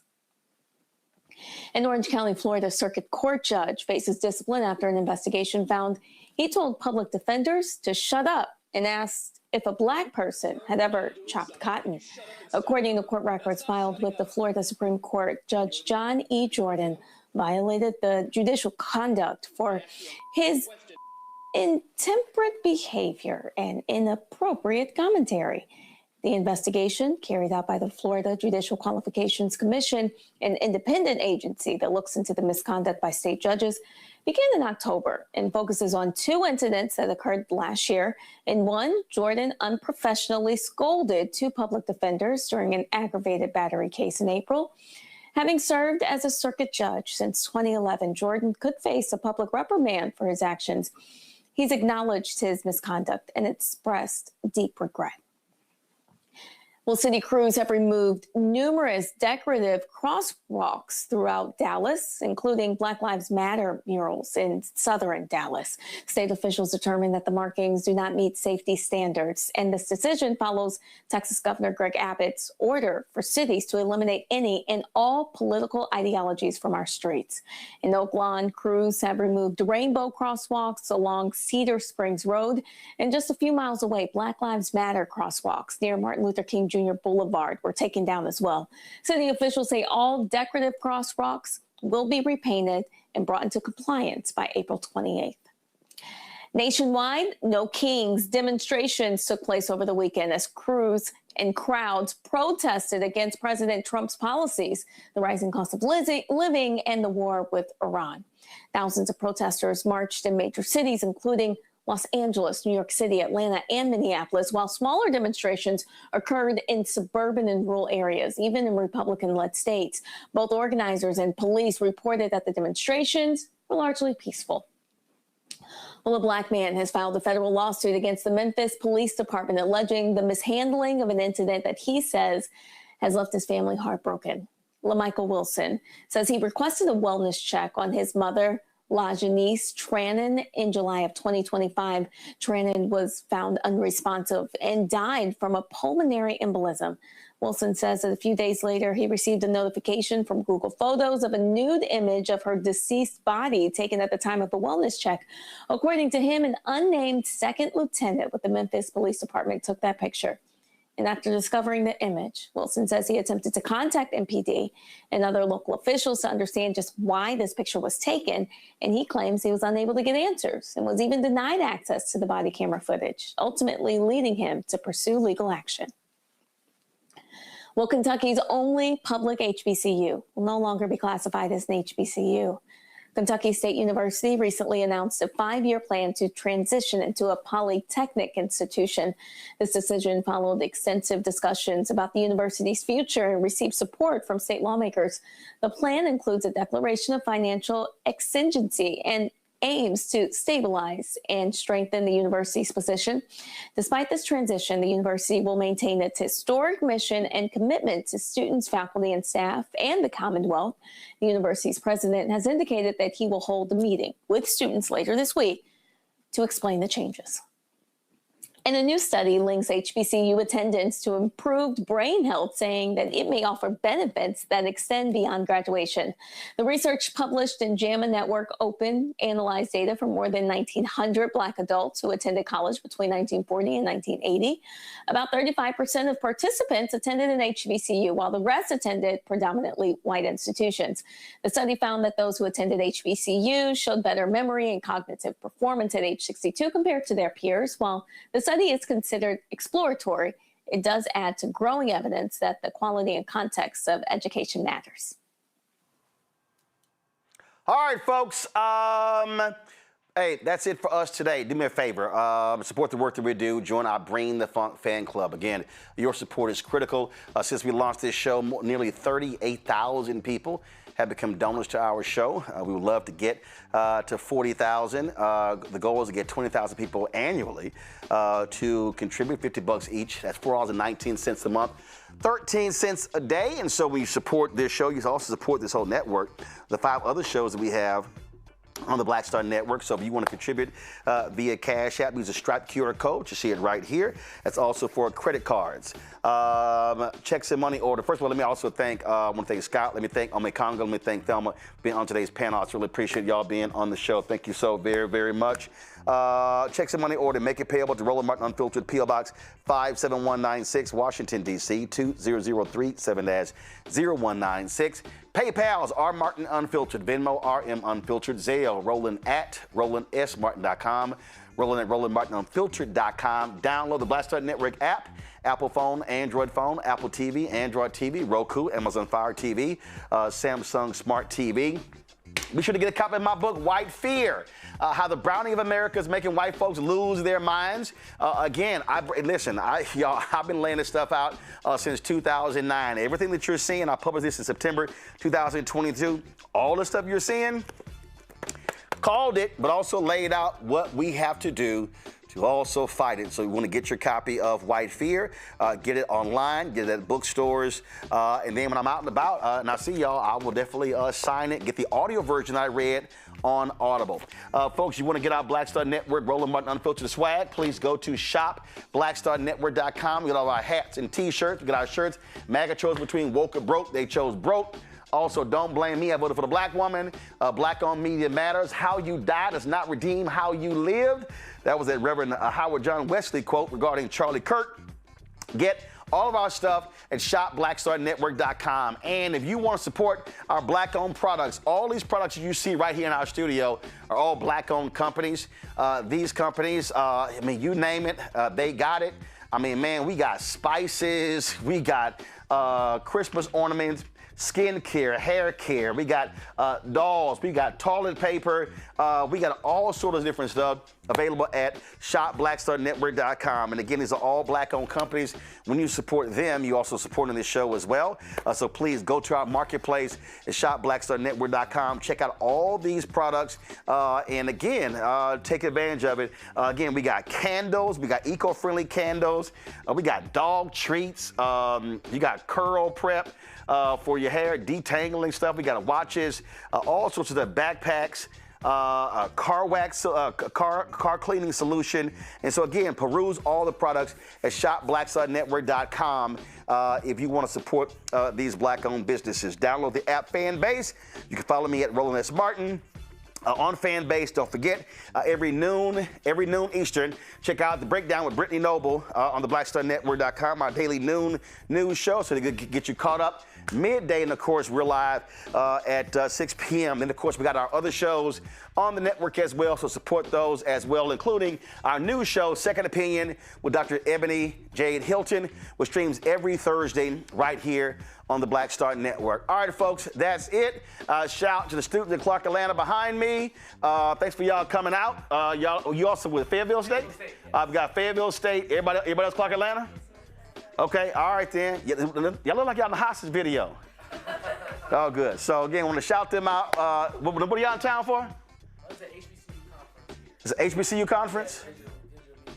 All right, so there's an HBCU Digital Media Conference, and that's why they're in town. So they wanted to come hang out in our studios and check it out. And so we appreciate them watching how the sausage is made on today's show. All right, folks, that's it. I'm going to see y'all tomorrow.